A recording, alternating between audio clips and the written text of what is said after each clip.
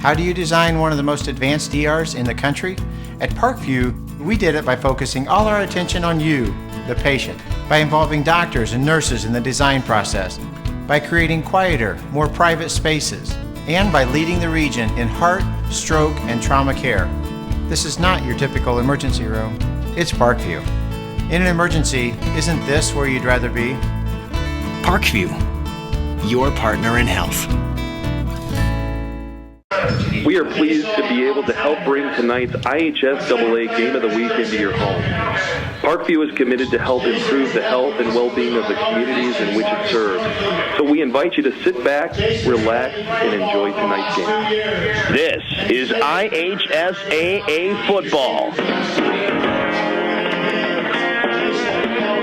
Brought to you by Parkview Hospital Randalia, your resource for health. And by Fox Sports 1250, The Ticket. Also brought to you by Meyer, where you get higher standards and lower prices. By Momper Insulation, with over 40 years of quality, professional insulation. By Walburn Financial Management, providing affordable solutions to bookkeeping and tax problems. By Midwest America Credit Union, altogether better. By Aero Fence, Fort Wayne's oldest name in fencing. By Columbia Street West, downtown on the Landing, a Fort Wayne favorite for 25 years. Aaron Chiropractic, specializing in spinal health. By Stiefel, a firm of choice. Ruoff Home Mortgage, a great name to know when you need a mortgage. And with special promotional consideration by the Fort Wayne Journal-Gazette. Nobody delivers the goods each morning like the Journal-Gazette. Now, let's head to the stadium and join your play-by-play host, Joe Parson. It's the annual battle for the totem pole here at Weicker Stadium, north side against south side. Hi, everybody. Joe Parson with you tonight, joined by Joe Walburn and a former Archer quarterback great. And Joe, you know, this series north against south goes back to 1927. Northside's got the edge overall in those many years, 49-37. But the totem pole really goes back to 1950. And you're not that old, but you played in a couple of these games. And tell us what this battle is all about, regardless of the team records. It meant everything. Northside week was always a special week. You ran the extra sprints.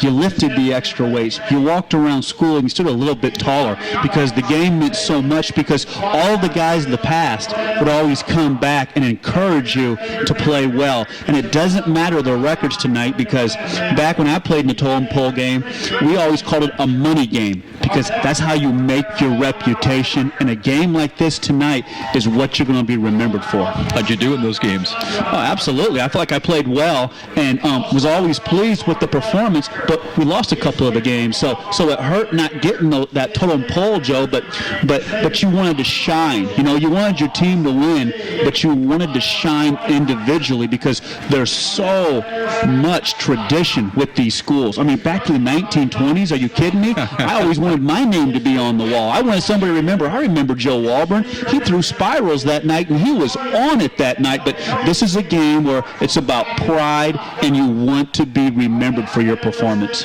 Well, both teams come in at 1-6, but Northside, they've suffered a pair of gut-wrenching defeats, as you know, Joe, along the way, including a pair of one-point back-to-back losses, first to Dwenger, then to Wayne. And last week, the Redskins were right in it against Bishop Luers, but failed to score in the second half in a 38-21 setback. And, Joe, you know, if you're talking to Coach Ryan Hall, perhaps he has some hope, remembering what Bishop Luers, did last year. They went 0-9 during the regular season, and then they got hot and really battled into the sectionals, had a chance to win a sectional championship. And I think that's what's setting up for Northside.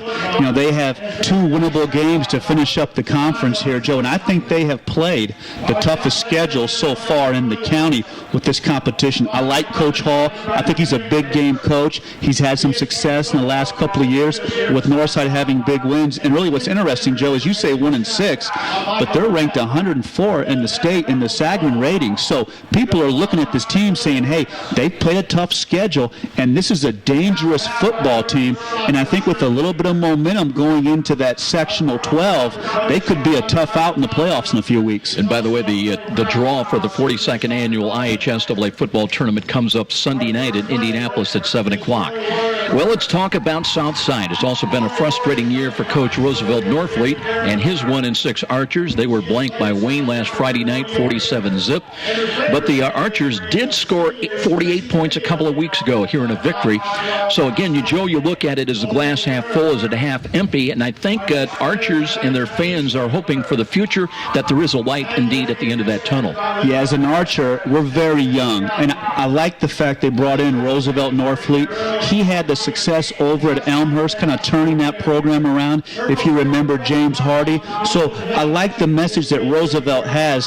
What worries me is in conference play, Joe, we've been outscored 281-22. So the first thing we have to do is we got to play these young kids, and we have to get competitive. Can we get competitive? Absolutely. I mean, Southside was always known as a school that had kids that played for the neighborhood, and that first string for South typically could compete with anybody. So that's what Roosevelt has to get back to that. And most importantly, if you go through the stats for Southside, I spent a lot of time studying the team. They've had so many games where they've turned the ball over, Joe, in the first quarter. Last week against Wayne, 2 early interceptions. So South is young. They don't have the firepower they have in the past. So this game tonight, they have to get off to a good start, Joe, and they can't dig a hole with turnovers. And Coach Rosie's looking around for a young freshman or sophomore that's another James Hardy. Hard to find. It's the battle for the totem pole here tonight, a series between Northside and Southside. It goes way back to 1927, renewed here once again tonight. And will it be the Red Tomahawks or the Green Arrows that are added to the totem pole here tonight? Well, we'll find out as this evening wears on, and we'll also check in. Well, we have one head coach because Ryan Hall and his Northside Redskins were late arriving, so we've got Roosevelt Norfleet. He'll join us the other side of the break. And this is IHSAA football on Fox Sports 1250 The Ticket. I am your typical mom. Christy Newhouse for the Parkview Heart Institute. You know, I'm entrenched in my kids' lives, and I eat a healthy diet, and I'm actually probably the last person you expect to have a major heart event like this happen. One day last year, Christy awoke to deep pain in her chest and jaw that later spread to her arm. I ended up going to Parkview's ER, and they told me I was having a massive heart attack. Teams from Parkview's ER and Heart Institute worked together to save Christy's life, treating the heart attack, restarting her heart after she suffered a cardiac arrest, inserting 2 stents, and equipping her with a wearable defibrillator that was developed in part from clinical research done right here at Parkview. Fantastic, fantastic care. To hear more of Christy's story and to learn the symptoms of a heart attack, go to parkview.com. Parkview Heart Institute. Not for profit, all for you. And now, back to the stadium with Joe Parson and more IHSAA football on Fox Sports 1250, The Ticket. We're just ahead of kickoff. Let's check in with head coach Roosevelt Norfleet. And, Coach, it's the Battle of the Totem Bowl here tonight. I know that goes way back. 1927, I guess, was the first game of the rivalry between Northside and Southside. This is one of those games you kind of throw out the record books. Both teams are 1-6, but this one is kind of special. It's for bragging rights, and you don't worry about wins and losses at this point. But talk about this particular ball game and what it maybe means to the Southside Archers. Well, Totem Pole has been around for history. Like you said, 1927. I've been a part of it before, and it was a big rivalry when we had Larry Bostic and those guys here back in 2000 and 2001. We were lucky to win one of them out of those years that I was here. We're looking to get one tonight and go ahead and defeat the Redskins. You know, I wanted to ask you. I got here early. I was watching your skill position players warm up, and, despite the record, one of the things that struck me is the kids were out there having fun. The coaches were having fun out there. And to me, that's encouraging. Despite the record, that they can see maybe that light at the end of the tunnel. And I've got to feel that bodes well for you. Well, what we try to do is teach positivity. And that's what I keep telling the guys. If you think positive, you're going to be positive. If you dwell on the negative, then you're going to go into slumps, and then you won't be able to do anything. I mean, you go out there on a Friday night, something happens, goes wrong for you, the whole game is lost for you, especially if it happens in the first quarter. Then why are you out here for 3 more quarters? So just be positive, teach positivity, and good things are going to come out. some life lessons in there as well. Let's talk about some of your team. A couple of seniors, Nick Thomas, Legion receiving, and also Cameron Joyner's done a great job both sides of the ball. And talk about the importance maybe of putting them in a position to do their thing. Well, if you look at it, you talk about Cameron Joyner, who's a senior who played tight end last year, who's nowhere near a tight end capability, but, that's not his fault or anybody else's. It just happened to be that way. But he's been doing a good job at the tailback spot for us. He's got good vision. I wish I had him one more year after this. I know this is his last home game, but, thankful to coach him 1 year. And plus, he's a great kid all around. Nick Thomas is really, he's a D1 ball player. He just doesn't have the experience right now. And this is his first year out. It's just like those NFL players that end up playing college. They're playing college basketball, and then they come from the basketball court straight to the NFL. And most of them are playing tight end spot, which we got Nick playing at a little bit. But I think Nick is one of those, that diamond in the rough that we need to get and polish. And we, unfortunately, he only got 1 year of experience. But if somebody could look at him and see him out here and probably get him into the collegiate program, Nick is a special player at tight end spot. Let's talk about the matchup tonight against Northside. Also kind of a desperate team. They've lost a couple of close games. You scored 48 points a couple of weeks ago. But talk about the matchup here tonight and some of the things the Archers have got to do to win. Well, it goes back farther than just the Archers and the Northside. It goes a little deeper. Me and Coach Hall, we went to school together. I was 1 year ahead of him. He played at Northrop. I was a starting quarterback, and he plays a little defense. And we've coached against each other a couple of times when I coached at Elmhurst, and he was over here at Southside. So it goes deeper in our friendship, and we won't be friends for once the clock hits, until the clock hits 0, and then we'll go back to being friends. But it's got a lot of history. I mean, we had Coach Raines, one of our coaches, emailed a couple of the former players that play for Southside, and told them to write some things that give me a sentence of what the totem pole meant to you that game, and a lot of them responded with positive things and things that they experienced and wanted our players to get and get that momentum going into tonight's game. You're hoping for some green arrows to add to that totem pole tonight. Exactly. I think they got the edge on us on the totem pole right now, but we're hoping to look, get a couple more notches while I'm here and put it on that totem pole. Head coach Roosevelt Norfleet with his take on the series and the matchup here tonight at Weicker Stadium. We are still waiting for a Northside football team. They've not yet arrived here. Generally what happens is they warm up at home, get on the bus, and jump off the field ready to go to work. But I tell you what, we're going to take a timeout. Right now, let's plan on a 2-minute timeout, and we'll be back with more from Southside High School. Roosevelt Norfleet is first year, 1-3 at home this year, 1-6 overall. Still looking for their first SAC victory, 0-6 in the SAC coming in. A year ago, they were 3-6, 2-5 in the SAC. They lost to New Haven in the sectional, 47-14. We'll be back with more, getting ready for kickoff here at Southside against Northside in the battle for the totem pole. This is IHSAA football on Fox Sports 1250, The Ticket. Experience Fort Wayne's French Quarter this weekend at the Bourbon Street Hideaway. Step down into New Orleans, the city of jazz, of seasoned Cajun cuisine, of a relaxed way of life. Discover an authentic Louisiana experience. The rich atmosphere provides an instant getaway to the charming streets of New Orleans. The menu is one of a kind. Indulge in the crispy smothered catfish, honey almond glazed fried chicken, and mouth-watering Nolans crawfish. Chef Todd Downs has mastered the art of gourmet Louisiana cooking and prepares only the freshest Cajun cuisine. After dinner, save room for Bourbon Street's rich chocolate voodoo bread pudding or their sweet potato pecan tart. Bourbon Street Hideaway is located on the lower level of West Columbia Street, so come step down into Fort Wayne's own French Quarter. Stop in today or call ahead for reservations at 260-422-7500. Bourbon Street Hideaway, your instant escape to authentic New Orleans.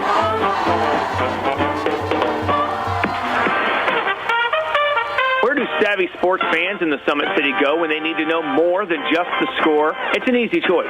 No other media outlet covers the local sports scene like the Journal-Gazette. You get 7-day sideline coverage from the area's most experienced and knowledgeable sports staff. It's a commitment to Fort Wayne that the Journal-Gazette takes very seriously. When you need to know the story behind the story, nobody delivers the goods each morning like the Journal-Gazette. And even when you're on the go, you can still catch up on the latest sports news online at www.journalgazette.net or from your mobile device at www.jgmobile.net. Start your sports day right, every day, 7 days a week with the Journal-Gazette. Did you know the IRS tax code now consists of nearly 80,000 pages of rules and regulations? It's enough to make you cry. But now there's real affordable help right here in Fort Wayne. Walburn Financial Management, a firm that cuts right through the legalese, working hard for you, providing external solutions to bookkeeping and tax problems. Walburn Financial Management, taking flawless care of all your personal reporting, P&L, or even individual tax requirements. Give them a call, 260-459-2240. You'll sleep better at night being assured everything's taken care of. Walburn Financial Management. Miss a great high school game recently? Or simply want to revisit that game-changing electric play that turned everything all around? Well, now there's a great new opportunity to do just that. Catch all the exciting action of our live radio broadcast simply by visiting SummitCitySports.com after our game broadcast. Plus, many other high school sports highlights to choose from as well. It's all new and available now at SummitCitySports.com. You're a super fan who will tailgate anywhere. The pros? Check. College? Check. Your 8-year-old's Pee-wee game? Big time. And to prepare for this ritual, you head to Meijer for freshly prepared food and licensed team apparel.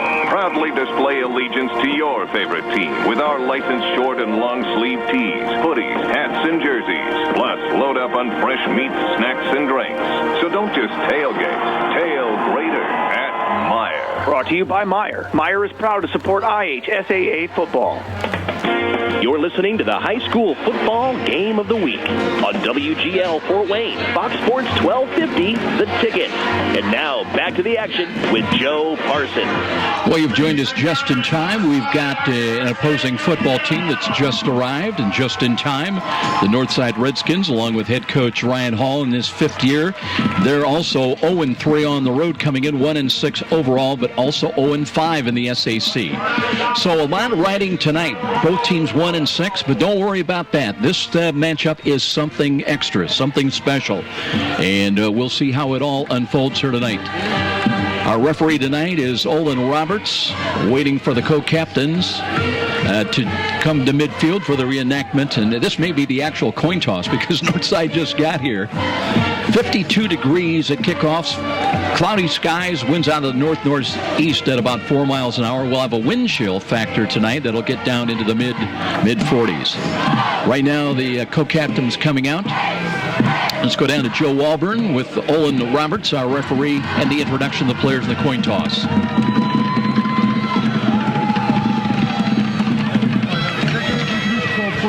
Probably know each other anyway.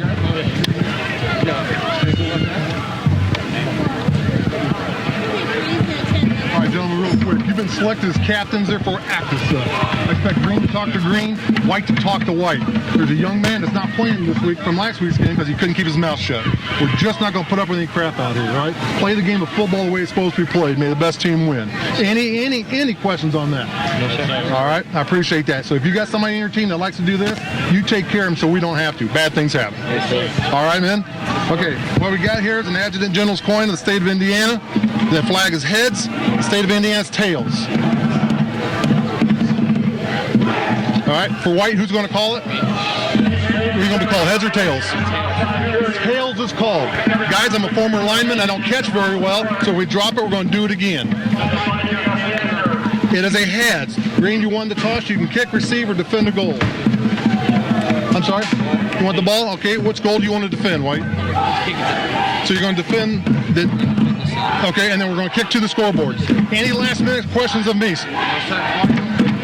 Okay, Joe, you got it. Southside wins the toss, and they elect to receive the football. So we're going to get a little bit of that Southside offense early on, and I'll tell you what, Joe, this is the best I've seen this field.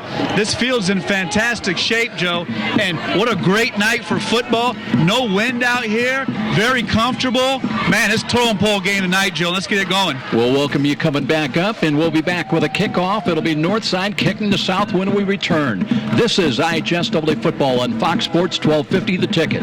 Next time you're downtown and needing to feed your sweet tooth, you're just a few steps away from Rudy's, Fort Wayne's perfect location for stocking up on those famous to brands gourmet chocolates the Summit City is famous for. Rudy's is located just catty corner from the main entrance to Parkview Field. In fact, Rudy's is a great place to meet up with friends before an event at the ballpark. There's even outside patio seating, ideal for relaxing after work. With a wide assortment of adult beverages and aromas to choose from as well, Rudy's, distinctly different in downtown Fort Wayne. And now, back to the stadium with Joe Parsons and more IHSAA football on Fox Sports 1250, The Ticket. Archers won the toss. They want the ball. They'll be working out of the north end zone, left to right. Deontay Villa is back in kick return. And got some company back there as well. As Northside will kick it away from right to left. Both teams 1-6. Pretty nice night for football. Don't forget the regular season, one more week. And then 2 weeks from tonight, the 42nd annual tournament kicks off. The tournament draw coming up Sunday night at 7 o'clock in Indianapolis. Here we go. Northside just got off the bus, and they're on the field and ready to go to work. Got the go-ahead, approaching it. Right-footed kick is on the way. End over end, far side. That one is fielded up front at the 22-yard line. A run to the right side. And here's a turn upfield across the 30-yard line to about the 33-yard line. On the return, that was Demarie Jones, who had four. That's his fifth kickoff return of the year. Came in with a long of 30 yards, averaging just over 16 yards a kick return. So the Archers with decent field position. Cameron Joyner will check into the backfield. Leads them with 67 carries and 194 rushing yards. Last week against Wayne, carried the ball 19 times for 5 yards. Just a tough night against the Wayne Generals with all that quickness. They lost at 47-0. They'll set up shop from the right side hash mark. 1st and 10 with a straight I formation. Let's see if it's Dennis Johnson in there at quarterback. A little motion by Nick Thomas, right to left behind the line of scrimmage, and there's a first to handoff. Not much there as Northside very tough on the defensive line, and it will be, in fact, I think about a loss. I'm not sure they got back, Joe, to the line of scrimmage. No, they nowhere near it. They'll lose about 2 yards on that carry. And Northside can be very stout up front, so important for Southside to run that play action a little bit on first down and stretch that field. Archers, the good news, they get Kyle Reichert back, a talented senior at 6'2" on the offensive line. The bad news, they lose wide receiver Terrell King and linebacker Javante Tyson out with various leg injuries. Thomas comes in motion once again, sets up on the slot now, wide side left. Blitz coming defensive left side for the Redskins. Here's the drop by Dennis Johnson, wanting to throw, gets away from the onrush, but not the second. And there's a penalty flag thrown. Or is that a penalty flag? Might be just a marker. Referee tonight is Olin Roberts. Yeah, that's a marker, Joe. And what's going on with that is it's a 5-step drop, and Dennis Johnson's going to have to get rid of that football. Northside's going to bring those blitzers on the edge, and that time South was running, the fade routes that time. So Dennis has got to get rid of that football because all season long South has been in these situations where it's 3rd and long, and it just limits what you have in your playbook. A.D. Bakar at the left defensive end or tackle, depending on how you see it. And they obviously, this is not your typical Northside year. They're usually contesting for the victory bell, and it's just not worked out that way. And now they've got that amoeba defense, everybody moving around.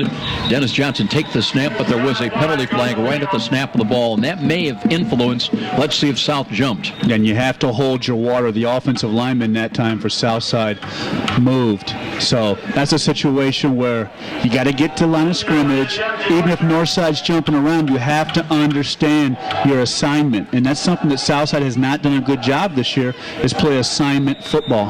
Dennis Johnson, 6'2" sophomore quarterback, 175. He was 7 of 17 last week against Wayne for 37 yards, no touchdowns. He was picked twice. He was sacked 6 times. And, Joe, that goes back to what you said. Here, out of the shotgun, they screen the ball left side. Here's Deontay Villa, gets away from one, but not for long as he's brought down at the 20-yard line. And it'll be really 3 and out. There were 2 losses and then a penalty and then a short gain on the pass, so now they'll have to kick the ball away. And if I'm Coach Norfleet, I follow my offense to the bench and I jump on those guys. That time they had the screen set up, but the linemen were too slow to get out there. So that's timing and that's hustle. And South has got to do a better job with that in offense, because all season long they have played from behind. And all of a sudden Northside's going to probably get good field position here, Joe. Jashawn Ellington along with Logan Capps are back in punt return. They wait at their own 45-yard line. High snap. Here's the rugby side kick. It's a short near side end over end. Hits about the 38 and takes a north side roll back upfield to about the 36 of Southside. That is where Northside will get their hands on the football to begin their first offensive series. No score with 9:23 remaining in the opening quarter. Lucky to have and appreciate having Joe Auburn join us tonight, the ex-Archer quarterback. And you want to get out there, don't you? Absolutely. I mean, there's no wind tonight. See, when I was a quarterback, the wind was your enemy. It is cool. You're not going to beat up with the sweat. There's no wind. This is a night where you can just let those spirals go tonight. Montrell Moore checks into the backfield as the running back. Arian Nieves at quarterback. 3 wide to the right. They got motion out of that on a sweep. They'll give it to Moore and cuts it up. He's got running room to the 30 and down to the 26-yard line. Rolled forward. They'll mark the knee down at the 26. Montrell Moore, a sophomore 200-pounder, had 13 carries last week for 35 yards against Bishop Loras. He averaged almost 3.5 yards a carry, much more of that snap. Yeah, and he has so much talent. A bigger, stronger back, but he has the vision. And Coach Hall wants to work him in this offense because he also sees the explosiveness of Moore. Nieves out of the pistol alignment now. He's got a first down to work with. Wants to throw the quick slant. He's got a catch in the middle of the field. Nice cut back to the right side and a carry down to the 15-yard line. So they just take what the Southside defense trying to play back in kind of zone. But that time Nieves was able to pick them apart with that easy throw and catch. And I like Nieves. Only a sophomore, 6 feet, 185 pounds. And it seems like the last few years, Joe, Northside has really produced some excellent quarterbacks. Jashawn Ellington in. He's wide to the left. He's the lone wide out. Weak side to the left. Trips wide right. Nieves sparking out the signals. Looks, play action fake. Throws the quick slants. Got the drop ball. And I don't think they ever had control of it. That was intended on that quick slant to Jashawn Ellington, but incomplete. Yeah, and Ellington comes in with 9 catches for 269 yards, and he's their big play receiver, Joe, almost 30 yards per catch. So not a lot of catches, but he's the big play wide receiver. But that time, also, you see the arm strength of Nieves, the ability to just rip that ball out there on the slant. Second down and 10. Jordan King is part of the trips package out there wide to the right. He leads them actually with 31 catches. And Nieves checks his wristband, ready to put the play, hands the Moore. No, he keeps it himself on the quarterback draw. He will score. Just bootlegs around the left side. Nobody laid a glove on him. A run of 15 yards, well disguised, well executed by Arian Nieves. And at the 8:45 mark, Northside jumps in front 6-0. Excellent vision by Nieves. Only a sophomore, but that passing in those plays before opens up that run game. And he comes in, Joe, with almost 900 yards passing and almost 200 yards rushing. So he's averaging almost 5 yards a carry. And you see it there, the recognition and the ability to get into the end zone for the Redskins. Logan Capps, 19 of 23 on extra points this year, trying to make it a 7-0 Northside lead. High snap, flags thrown right at that snap, and let's see which way the penalty goes. As far as penalties are concerned, Southside had 4 for 25 yards against Wayne a week ago, and Northside with 8 for 69 against Bishop Loras. What was amazing last week, looking at the Northside Loras game, Loras had 528 total yards, 170 penalty yards too. You don't see that very often, Joe. Here's the snap, right-footed kick by Caps. It is on target and good. So 7-0 Redskins in the battle for the totem pole with a timeout. As North on top 7-0. This is IHSAA football on Fox Sports, 1250 The Ticket. If you are one of the many Hoosiers suffering for years from neck and back pain, we have good news for you. Did you know there are now new non-surgical approaches to easing, reducing, and even eliminating pain in the neck, back, and spine? You are invited to Aaron Chiropractic, located on Fort Wayne's northeast side at College Park, just off Delhar Road, to discover a new approach, a new treatment plan for pain relief and pain management. The start to a pain-free lifestyle may be just a phone call away.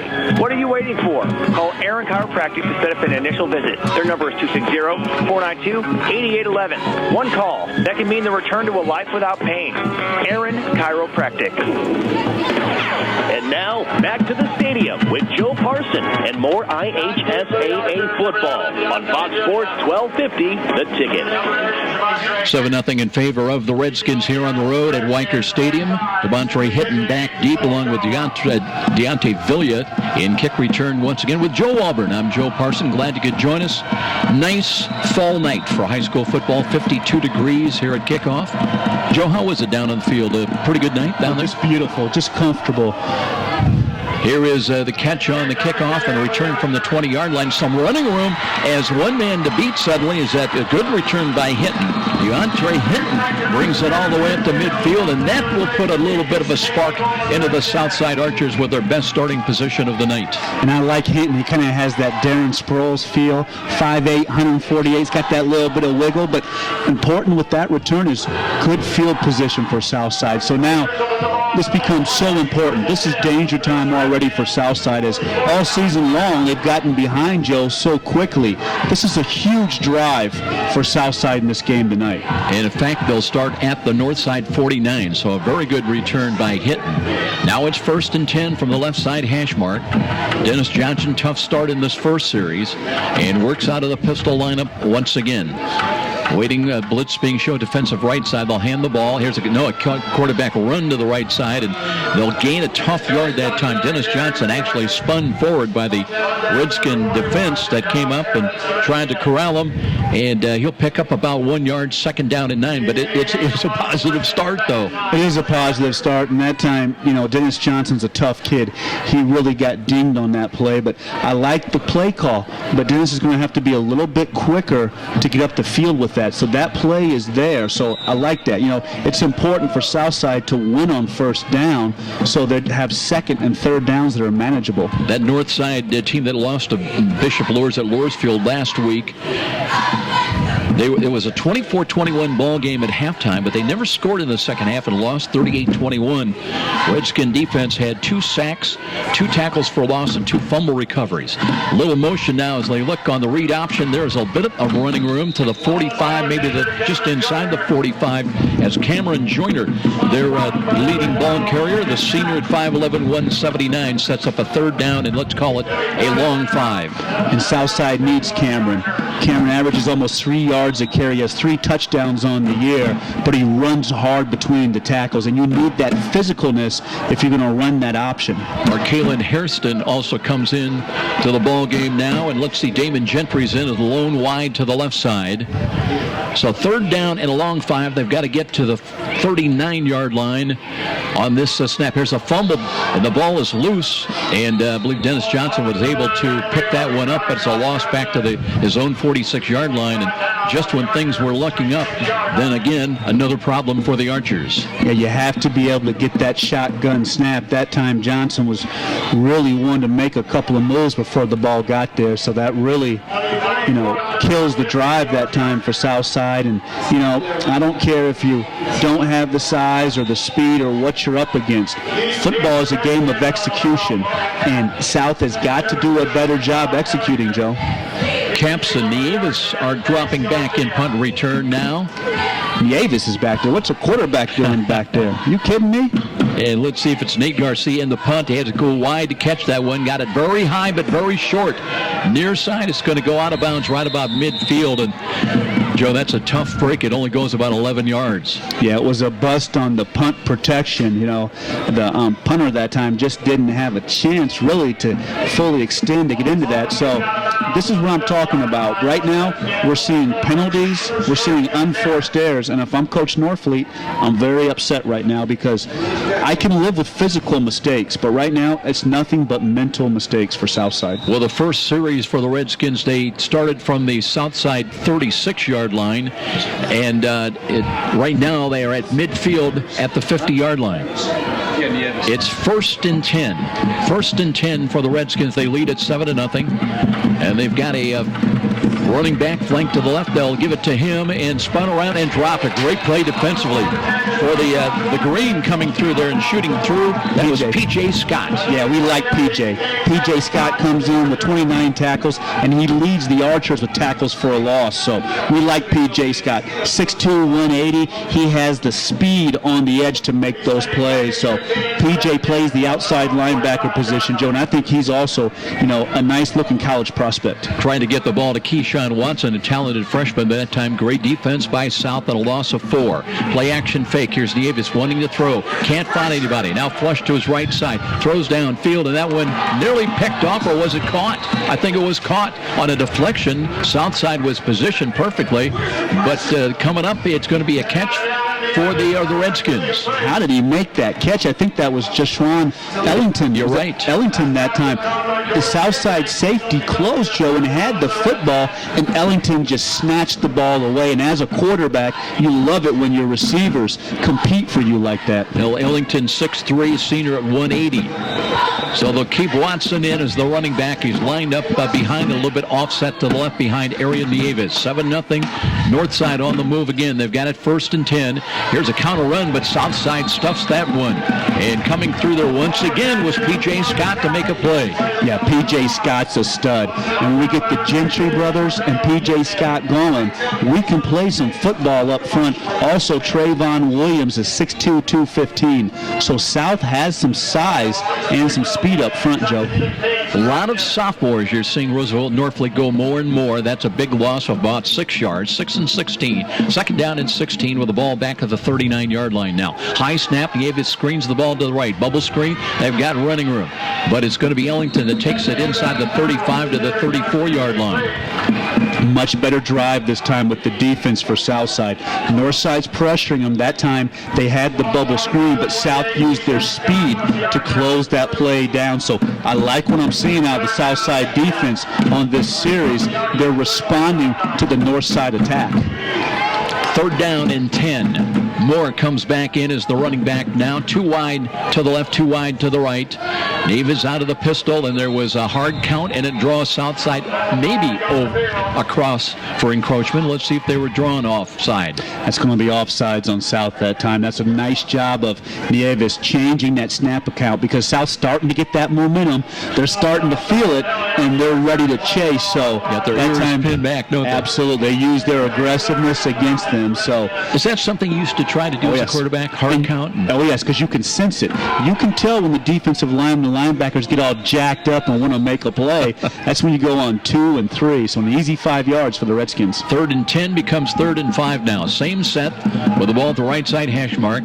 Redskins, and they moved again. There was movement on the hard count, and they're going to pick up an automatic 1st down, I believe it goes against the Archers. Now that's unexcusable. Okay, the first one, we're playing hard, it's aggressive. After the first one, I'm screaming, watch the ball. And I never quite understood that, Joe. Now, I was a quarterback. I never quite understood because the football was right in front of them. But you talk about a dog wanting to chase a bone, but you know what? That's a sophomore quarterback out there, though, too, who's changing that snap account. So you're showing me something with a young quarterback who's understanding how to get cheap yardage and how to get his team out of trouble. Yeah, the easiest 10 yards you're ever going to pick up.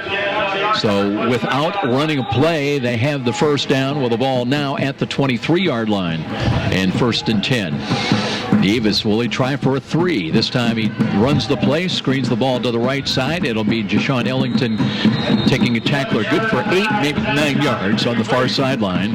And I love it because I came tonight with the oldest and the most well-known Archer fan sitting next to me. And as we walked up the steps, he yelled to the ticket people, "I have a lifetime pass." I thought you were talking about me at first, oldest. Not tonight. Not tonight. You're not the oldest tonight. Great to have your grandfather with you in a lot more ways than one. 2nd down and 1 after a pickup of 9. As Watson back in there as the running back, and a lot of misdirection. Here's Davis on a busted play, rolls to the left, pulls it down, and throws to the corner of the end zone. It's got a catch for a touchdown. Boy, he led him quickly, very nicely to the backside. There is a penalty flag down. We'll see what that's going to be. They rule it incomplete? I believe they did. Yeah, I thought that was a touchdown, too, because it looked like the receiver out there, Ellington, pulled that ball in, but Southside was draped all over him. So I think we're going to end up having pass interference possibly, Joe. But, boy, I like the ball that Nieves throws. He gets out of the pocket, and he just hung that ball out there for Ellington to make the play. And Ellington is really coming on, too, Joe. He's a senior, but 6'3", 180, and I like his speed and the ability to get out of the break. Apparently going the other way. Olin Roberts, our referee, backing the Redskins up. The South's lucky because they called that on Ellington and pass interference on Ellington. And I thought it was a good play. Both guys were battling for the football, so a big break for the Archers. A lot of times some of that hand fighting they'll let get away with, but not on that play. So the loss on the penalty, 2nd down and 16. The ball's back at the 29-yard line now. Davis checking off and walking over towards the north side bench. Checks his wristband as well. Keyshawn Watson in the backfield. Now they flank him off to the right, offset to the right behind Nieves. And here is the drop by Nieves. Wants to screen the ball. Has got a catch at the 32. Run to the 25, to the 20. Angled run to the left. Keyshawn Watson gets away from the tackles and walks into the end zone. 29-yard screen pass touchdown. Nieves throwing to Keyshawn Watson. And he had 1 touchdown catch last week. He has his first of the night here tonight to make it 13-0. Excellent play call with the Northside coaching staff. Southside an all-out blitz. They catch him in the blitz and they run the screen back to the short side. And there's just no Southside defenders out there. So excellent execution with the Redskins. And all of a sudden, here's Southside back in that hole again, Joe. So Nieves with the touchdown toss. That is his 13th touchdown of the year. Logan Camps comes on to attempt the extra point, trying to make it 14-0. Kick is long enough, on the way, and good. So a timeout here at Weicker Stadium. And for South, it's back to the drawing board. Late in the first quarter, they trail it. The battle for the totem pole, 14-0. And this is IHSAA football on Fox Sports, 1250 The Ticket.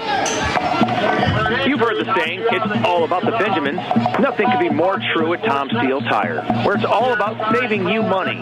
For over 35 years, this family-owned business has been saving Fort Wayne drivers lots of Benjamins. Offering quality tires and ASE-certified mechanical service for your car, and that includes an oil change and tire rotation special, all for just $24.95. 2 convenient locations in Fort Wayne to serve you. Tom Steele Tire, not just a tire store, but a complete automotive center. And now, back to the stadium with Joe Parson and more IHSAA football on Fox Sports 1250, The Ticket. All Redskins here in the early going. They lead at 14-0 at Southside. As mentioned, it's been a frustrating year for both teams, for both head coaches, Roosevelt Norfleet and Ryan Hall. The Redskins, Joe, both teams 0 for the season as far as SAC competition. And I think Northside, though, has a lot of potential with this young team. I like Nieves, Joe. He's only a sophomore. He has command of the game. Northside was in all of their games, Joe. They lost 3 games by a total of 12 points. So I think you're seeing a team here that's beginning to kind of find themselves and maybe surge. Even a little bit of confidence last week with Bishop Lewis. Let me put it to you this way. Tournament draws coming up this Sunday. You wouldn't want to play them, I think, in your first game. No. Here's the kick and a return across the 25 to the 30, driven back from the 32. 31 is where they're going to mark it first. And down for the Southside Archers, still moving left to right with 3:26 on our clock here in the opening quarter. Other games coming up tonight. Snyder at Dwenger, that's always a big matchup. Lures in Columbus, they take on the Bishop Hartley Hawks, who I had a chance to cover several years ago. Northrop taking on Wayne. Concordia at Heritage in an out-of-conference matchup.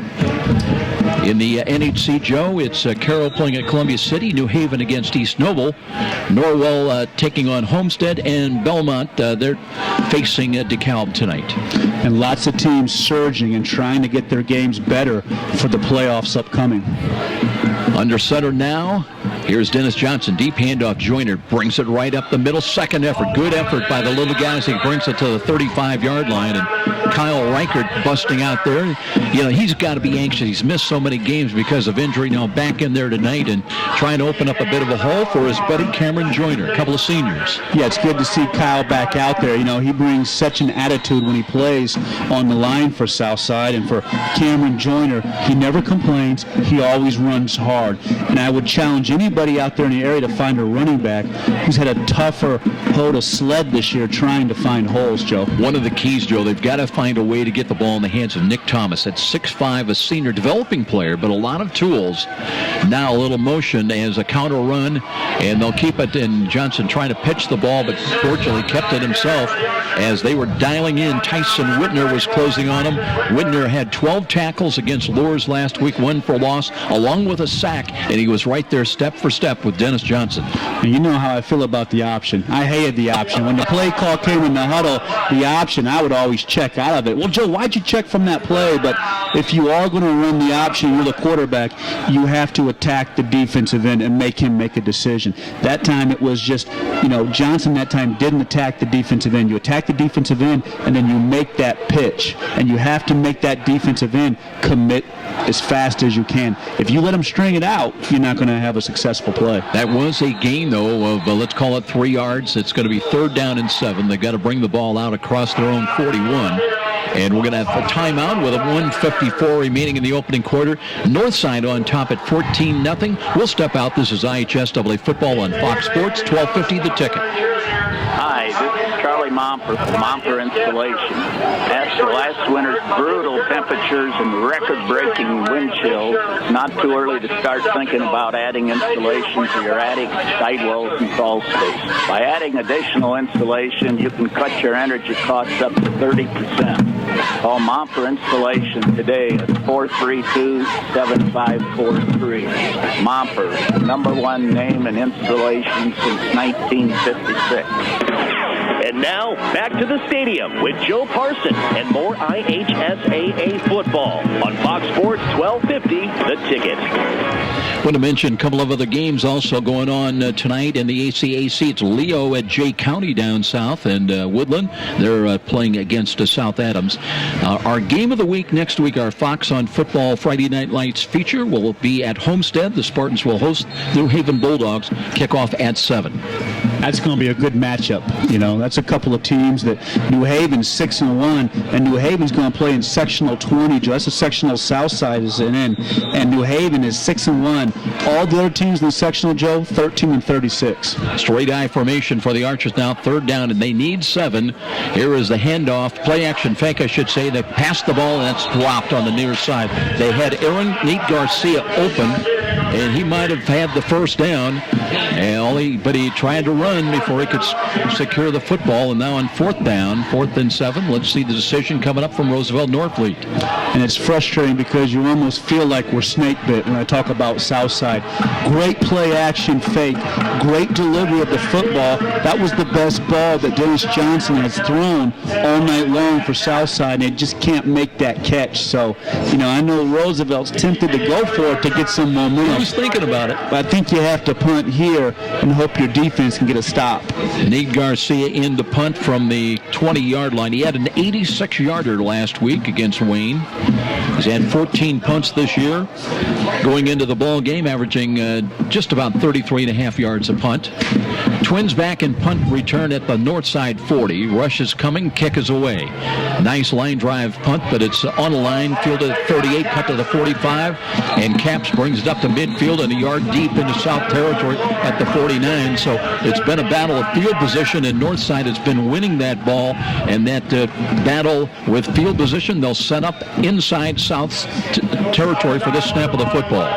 Yeah, being very patient, taking the field position they get from Southside and coming out with an offense that has really attacked Southside. So I like what Northside has. Northside's young, and Northside's in that sectional 12, and you talk about a tough sectional. There's only 4 teams, which is kind of strange, but actually their records 15-6. Wayne 6-1, Snyder 6-1, and even Huntington North 3-4. So for Northside, I guess you hope you get Huntington early and hope maybe Snyder and Wayne just beat up on each other. Logan Capps now checks into the backfield, offset the left behind Arian Nieves. Now he's in motion to the right. It's a double pass perhaps, as Capps wants to throw it as far as he can. The ball's up for grabs, and it's caught, and it'll be another touchdown. Wow. That time it was right into the hands of Northside and Ellington, I think. It was Sean Hill, I believe. Sean Hill down there. Was it? Yeah. Number 1, Sean Hill. That will be a touchdown. And tell you what, Capps, you could see it, the double pass coming up. It was definitely a lateral to him and throw downfield. And the defense for South, that was Trevon Williams, I think, rotated back and mistimed his leap, went up too early, and that left Sean Hill wide open to run the last 8-10 yards into the end zone. What a gutsy play call, and Capps absolutely paid the price. He got just blew up on that play. Right-footed kick as he does the kicking as well, and on the way, and it's good. So just like that, still in the first quarter late, 1:29 on the clock, but it's 21-0, Northside in the lead. This is IHSAA football on Fox Sports 1250, The Ticket. So, those are the words you expect to hear when selling a home. And Rick Whitman from Century 21 Bradley can give your family the advice, expertise, and satisfaction to fit your needs when buying or selling a home. With Rick Whitman's 35-plus years of experience, you'll find an effective method to accomplish your goals. Select the proper loan and feel the comfort of your new home. When you think real estate, think Rick Whitman at Century 21 Bradley. 260-704-6565. 704-6565. Be sure to ask for Rick. And now, back to the stadium with Joe Parson and more IHSAA football on Fox Sports 1250, The Ticket. Seeing a little bit of everything out of Northside, Joe Auburn, as we saw the double pass now, and Capps on the throwing end of that to Sean Hill and into the end zone, and a 21-0 Northside lead. I know you didn't have an opportunity to hear our conversation with Roosevelt Norfleet, but he was talking about actually their former teammates, well, not classmates, because he was a year ahead of Ryan Hall at Northrop. But he says that for 48 minutes, they're not going to be friends, then they'll be friends again. Here's a return to the right side. That's Garcia. Turns the corner 30-35, but there's a penalty flag as he's run out of bounds on the near sideline, and we'll see if South's going to be backed up, because right now they're looking at pretty good field position on a hold, though. Yeah, it's going to be holding, so it's going to roll Southside back. And, this first quarter, this has been the way the season has gone. You have to clean it up. There's an awful lot of talent down there and some young kids that have a lot of ability, but you have to clean it up and be competitive. I tell you, I don't have to go down there and put some pads on. I can't really run or move anymore, but I'll go down there. Throw it, right? I tell you, doesn't that green look beautiful, though, with the white helmets? But, you got to be competitive and play a little bit better. This is Matt Archer football right here. Penalty will move them back inside the 30 to the 28. And Dennis Johnson will come out again, trying to get his team. He's thrown for 397 yards coming into the ballgame. 3 touchdowns, 5 interceptions. They also have, they've used Bobby Black, another junior, a lot at the beginning of the season at quarterback, so he would be available as well. Straight eye formation behind Dennis Johnson under center. Looking on the counter run, nothing there. Wow, what a running into a wall. And a big stick that time as Northside just, that was one of those lookout blocks at Dwan Harris. Yes, 6 feet, 190 pounds, a sophomore. And Coach Hall loves Dwan Harris. And that's one of those, when you get tackled after you're done, you look and see if you have your wallet, because you lost everything else. You also look to see if you got 41 still kind of tattooed on your chest. So big loss of about 4 yards. Archers come out from the huddle once again. Damon Gentry in. They're trying to get him the ball here tonight. Wide to the left. This time out of the shotgun formation. And here is a little roll to the left side, looking, throwing into the flats, and that's wide and incomplete.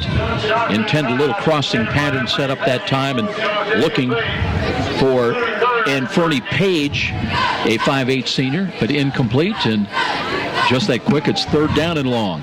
And it's tough when you're a right-handed quarterback to roll to your left and to try to get those shoulders around and be accurate with the football. A lot of times in my experience, I drove the ball when I threw to my left because I didn't quite have my footwork right, and it's hard to be accurate and put that ball in there. Kind of tend to sail on you a little bit. It does. It sails a little bit on you, and that's what happened that time with Johnson. Gentry in again, wide to the left side. And also they have one wide to the left. And here is the snap out of the shotgun. And there's Dennis Johnson looking to throw to the left. He's got a catch. And I think that's Nick Thomas with a catch. Across the 30 to the 32-yard line. It'll be short of the first down by about 6 or 7 yards. And once again, Southside's going to have to punt the ball away with just 20 seconds remaining in the quarter, and the clock is moving. I would go for it here. You're down 21-0. Johnson just threw a nice ball in the pocket, and you could see the difference that time, Joe, with the 3-step drop versus rolling him out. He threw a nice football that time. I know it's in your side of the field, but at this point, it's 21-0. You need some momentum. I would roll the dice here if it was Nate big. Garcia, and by the way, they'll have time to think about it because we have come to the end of the opening quarter. It's been all north side as they lead after the first quarter here on the road at South, 21-0. This is IHSAA football on Fox Sports 1250 The Ticket. The market goes up, the market goes down. And if you're a typical investor, you may be playing games, trying to guess correctly when to buy, when to sell. That can be expensive and exhausting. Well, what if there was a local company with tons of investment experience to help you take some of the guesswork and worry out of investing? The name is Stifel, specializing in individual portfolio management. Stifel can help reduce the risk and worry of investing, building you a portfolio of quality, performing stocks and bonds. Give Stifel a call at 260-459-3989.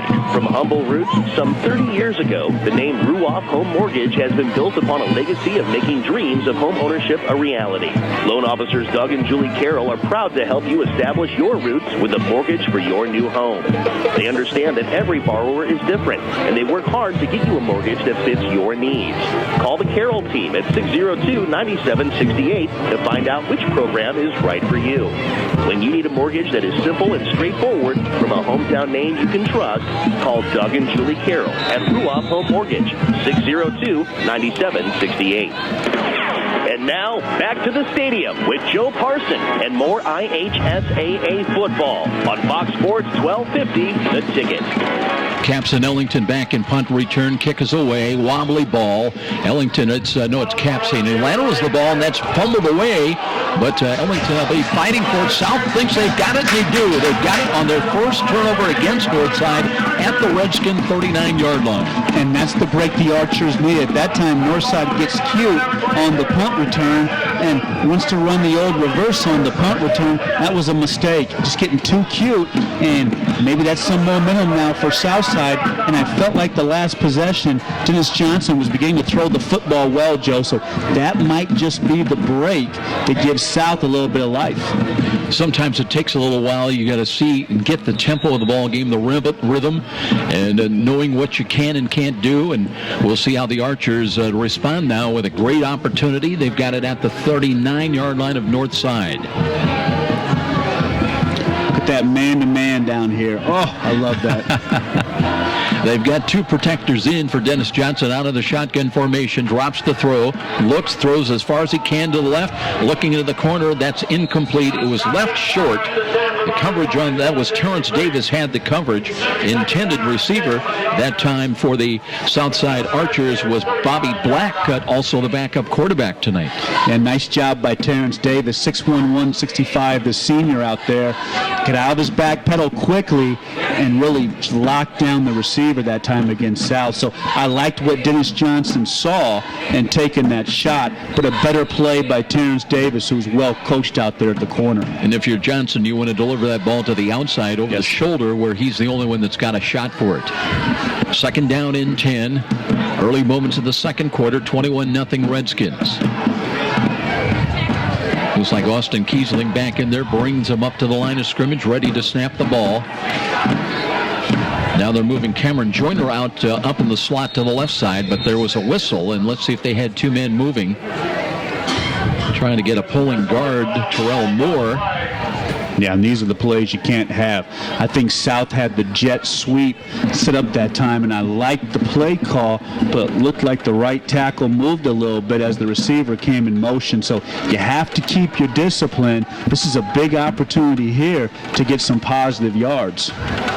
I'll delay a game. So not getting the play in. So that time, Joe, it's a delay a game. And that time, the coaches got to get that play in. You got to get your guys in line of scrimmage. And when I played, I was always watching that play clock and speeding guys up. Well, it's interesting, Joe, when that happens now, because it's a different philosophy for the officials. Look, they still have not marked the ball ready for play. Now it is just starting.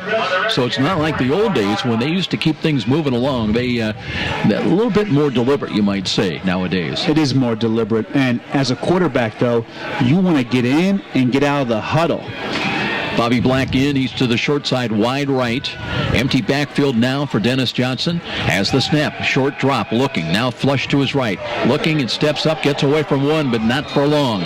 Spun around and dropped. That was Logan Capps that wrapped him up for a big loss.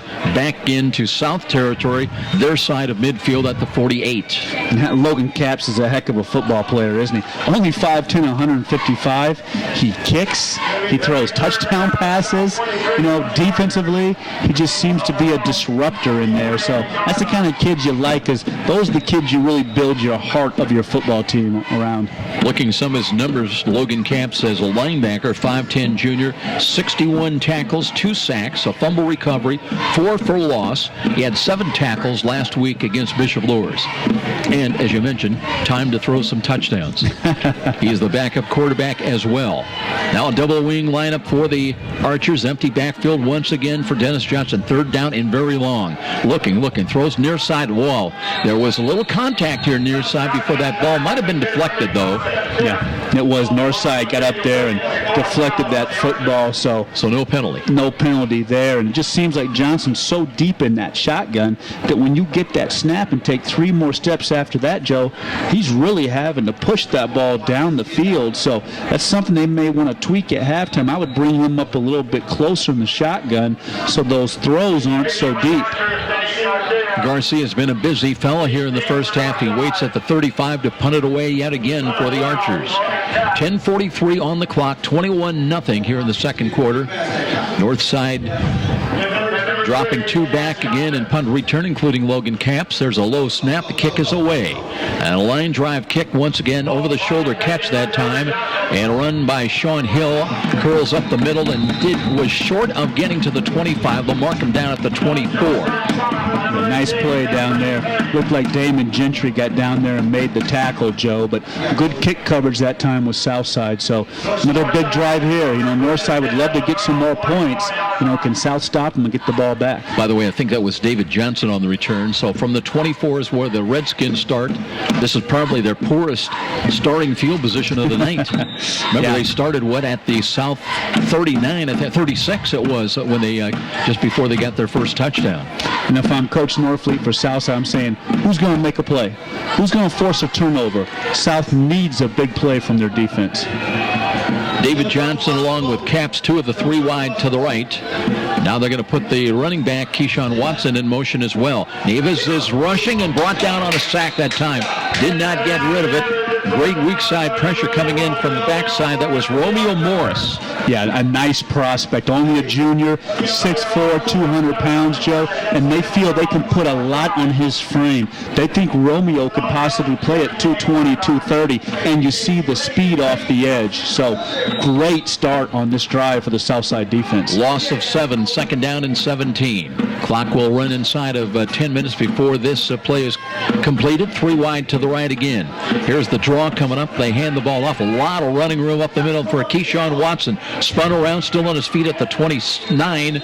Rolls forward to about the 30-yard line. As, boy, the seas parted for Keyshawn Watson in the middle. It's a great play call in the draw. South is so strong with the defensive ends, and you can picture the defensive end steaming up the field, and Northside just runs right underneath them. So a great play call here, but a huge 3rd down now for the Southside defense. Was 2nd and 17. Now it's 3rd down and 5, so they got 12 back. And here we go again from the right side. Hash Mark Nieves barking out that he was trying for that hard count, and they jumped. But not a cross, apparently. No penalty flag. Play clock is down to 11. Still time for Nieves to maybe audible at the line of scrimmage. Looking again, trying to draw Southside off for the automatic first down. Throws the ball knocked down at the line of scrimmage, intercepted as Southside runs it back. And inside the 10-yard line, let's see if they get into the end zone. Ball is free again. It's going to be a touchdown. That ball was intercepted by the Archers. Coming up was Trevon Williams, the defensive end. And let's see if he fell on it for the TD. What a play by Trevon. He jumps up, catches the ball in the breadbasket, turns around, runs it down the field, Joe, gets tackled from behind, fumbles it in the end zone, and I'm pretty certain that he covered it. So that's the break the Archers needed. And it comes from Trevon Williams, who has really been their best defensive player. 2 sacks on the year, 28 tackles, 6 for a loss. He's an all-conference player. That is what Southside desperately needed. So the Archers on the board with a defensive play. And now let's see if it's Maldonado comes on to attempt the extra point. It's funny, Joe, because, Trayvon goes 6'2", 215. He jumped. He looked about 6'6" on that play, so I don't blame Nieves. There was no place to put the football. Maldonado attempting the extra point. He's 7 of 9 on the year. Right-footed kick is on the way and didn't get it. Kind of hooked it low. Oh, no, he caught it over the... Wow! He must have just got it over the crossbar. I thought that one was ugly, wide left and low, but just caught over the crossbar. It is good. So 21-7 make it with 8:54 remaining. We'll be back. This is IHSAA football on Fox Sports 1250 The Ticket. I'm Kathy, and I've worked for Midwest America for 10 years. I like to get to know the people that I'm helping or assisting. So to do that, I do. I get to know things about their lives that are happening, whether they are going on a cruise and how to save for that cruise, or whether they're going to have another child and what they're going to name those children, because you have to know their personal life in order to really help them meet their financial goals. Midwest America, all together, better. And now, back to the stadium with Joe Parson and more IHSAA football on Fox Sports 1250, The Ticket. Well, the Archers get a big play from their defense. They're on the board. They've cut the lead down to 21-7. And now they'll kick the ball away from right to left as we look at it. Redskins with Keyshawn Watson back in kick return. And I believe that they will have Jashawn Ellington back there as well. They wait just outside the 10-yard line. So 21-7, things looking a little brighter now for the Greens. Hey, sometimes it's ugly, but you know what? It still counts. But that was a great play, and that's a senior. And you need your seniors to make plays like that. Athletic play by Trayvon, and to take it to the house. And now you can feel like Southside has something maybe to build on here. Maldonado ready to kick it away. Has the go-ahead sign from the 40. Kicks it end over end. Keyshawn Watson fields it inside the 20. Brings it left side to the 25. Tripped up, still on his feet. Turns the corner. He's up to the 40. And crowned to the 45. And let's see, still on his feet. A scrum right about the 45-yard line before they mark the play down. Looks like it'll be marked just short of the 45-yard line. Now penalty flags coming in. Little extracurriculars after the whistle had blown. And I just saw Coach Hester. That's who I played for, We used to call him the Hookster. He was a great coach. He was a really good defensive coach. So, yeah, that's who I played for. So, got the chance to see John Hester tonight and say hello. Well, Joe, you're bringing up a key point. This is one of the few remaining battles for a trophy. And you see all the old-timers. I'm not putting you in as an old-timer. I'm there, Joe. I'm 40 now, so I'm getting there. But you're right. It's a trophy game. And these are the games where the guys come back, and you want to hear those stories, and you want to connect with those guys. Because, it's like I was telling my mother tonight, over at Snyder, Money Woods, the sophomore running back, I played with his daddy here, Mike Woods. Mike Woods was my favorite receiver. You got to love that name, right? Oh, you got to love that name for a football player. But it's that connection, and that's that bond bond of that brotherhood that high school football brings out. Penalty was against Southside. That moves it to the Archer 40-yard line. So Arian Nieves, good field position. He's got caps in motion. Looking play action and faking and gives it up the middle. There's a good run inside the 35 to the 34, maybe the 33-yard line. And that was Keyshawn Watson that carried the mail. Yeah, good back. Watson has the size, has the feet. And I like how Northside's responding here. You know, South gets the momentum, and Coach Hall keeps the discipline with Northside. And I like this drive to bring it right back down in Southside's territory. Well, you wonder about the Redskins and answering now, trying the score against the Southside score. Here's a handoff, good defense. Watson stacked up at the 35, fell forward to the 34. So good up front penetration right at the point of attack by the Green. Yeah, nice play that time by Jaquel Gentry. So the Gentry brothers have been a force this year.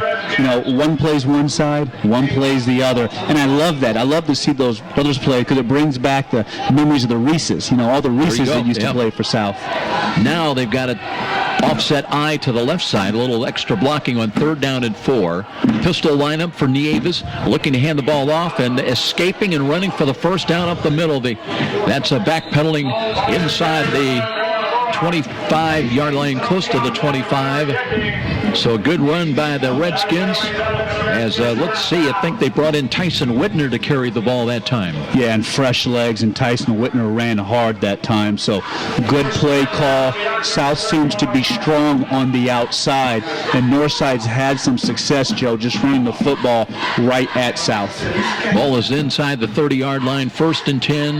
Northside on. They'll stay in that offset eye. Whitner is the up back. There's Moore. Moore looking to angle to his left, stepped out of one tackle and then got wrapped up and nailed, but he's going to pick up about 4 yards near the north side sidelines. And he's tough to tackle, Joe, because he's 5'10", 200 pounds, and so much of that weight is in his legs.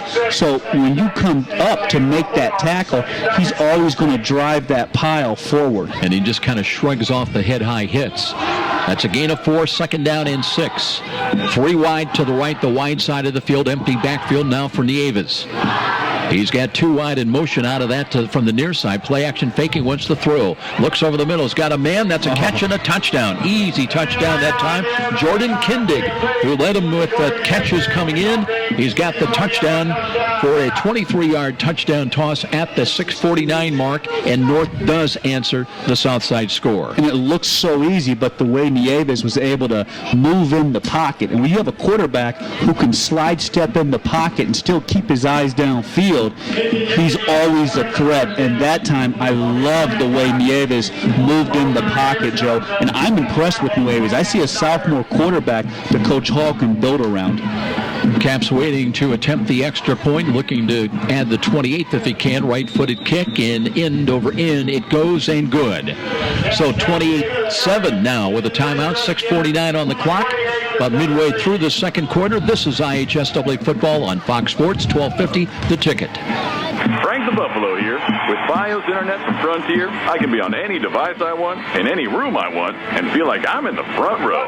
Get the ultimate internet experience with 100% fiber optic. Call 1-888-FRONTIER today to get Fios Internet for $19.99 a month with qualifying phone service. And enjoy a 2-year price guarantee, free Wi-Fi router, no contract, and no rate hike. Front row seats without the crowd. Perfect. Limited time offer. Taxes, fees, and other restrictions apply. Subject to availability. Fios Smartphone Fiber Access Trademark Services LLC and use under license. You're listening to the high school football game of the week on WGL Fort Wayne, Fox Sports 1250, The Ticket. And now, back to the action with Joe Parson. Well, it's one of the oldest rivals around in Indiana high school football rivalry, going back to 1927, North against South. And right now, the Redskins, they've got the upper hand here at Southside, 28-7. I like what Nieves has done in the first half, Joe. The sophomore quarterback has dominated this game, so now we'll see if South can have an answer to that north side drive. And we always say, you know, good teams answer, and that time Northside did that with that drive. Very efficient.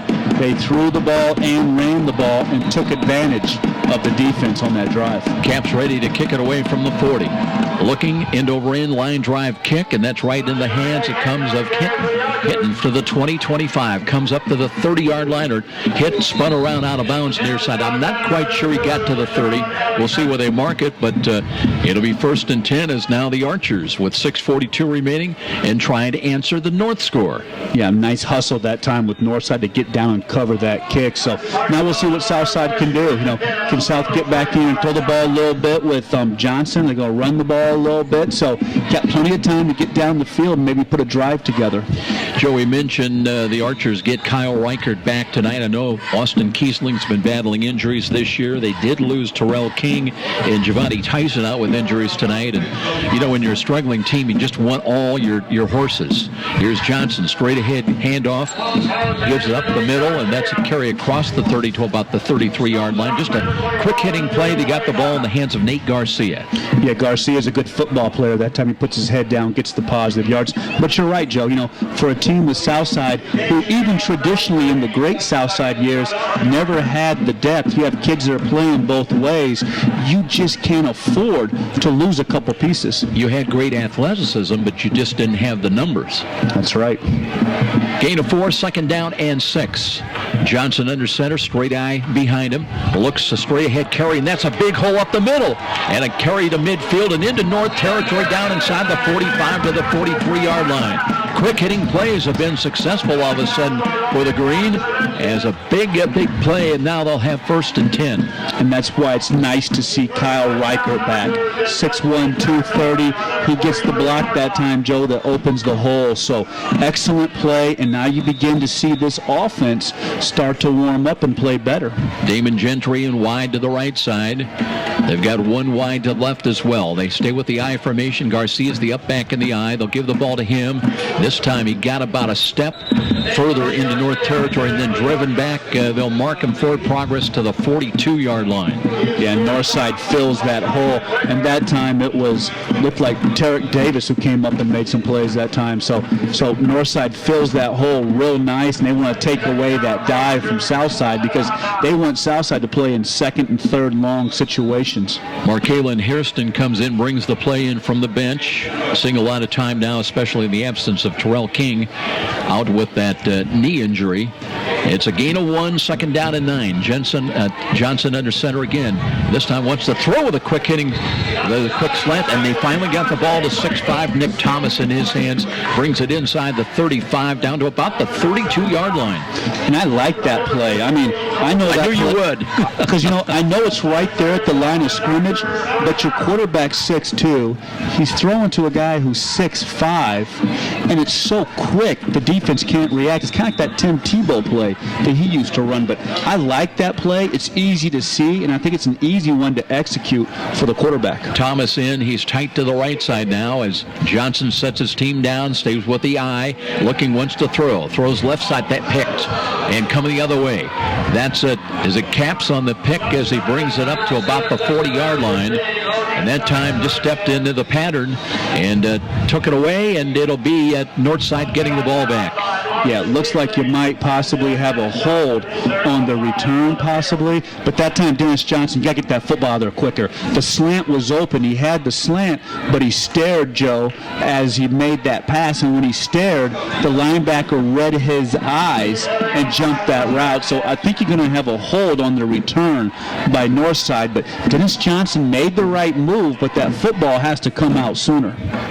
Interception, we believe, is going to stand up. It might have been Logan Snyder on the pick, as it is going to be Northside's ball, but penalized after the interception was made. They're going to pick up the flag now, and it'll be a walk-off. So waiting inside the 40. Yeah, Logan Snyder, 5'10", 180, the junior. He was on the outside, and he jumped the route to make the interception. So, Dennis Johnson has to see that, and that's when they talk about, as a quarterback, you have to look off your targets. You got one-on-one out there. Don't stare him down. So the Redskins do have possession of the football at their own 27, though. They'll spread it out, empty backfield once again for Nieves. He's got Keyshawn Watson, play action fake to him. They'll throw the ball near side, looking for David Johnson near side, no good. As good defense, David Johnson really guarded very well that time by the Archers, and pass sails incomplete. Yeah, Braxton Troll, 6 feet, 150 pounds, the junior, was all over that, and he's barking on the way back to the Redskins to let him know, hey, I got him covered. Don't come on my side. So I like the way he got out of his back pedal, Joe, and good defense. Joey, he's a 6-foot junior. He just came in. He's a transfer from Florida. He was not on the team earlier this year. Look at him barking, Joe. He's fired up. Oh, he's from Florida. He's talking the talk. Second down and 10. Clock is at 4:39 remaining in the first half. Nieves again on the draw, hands it off, running room again. There's Keyshawn Watson, gets by one, cuts to the 35, 40, 45, and they swarm on him on his back, but not until he gets into South Territory, down to about the 48-yard line.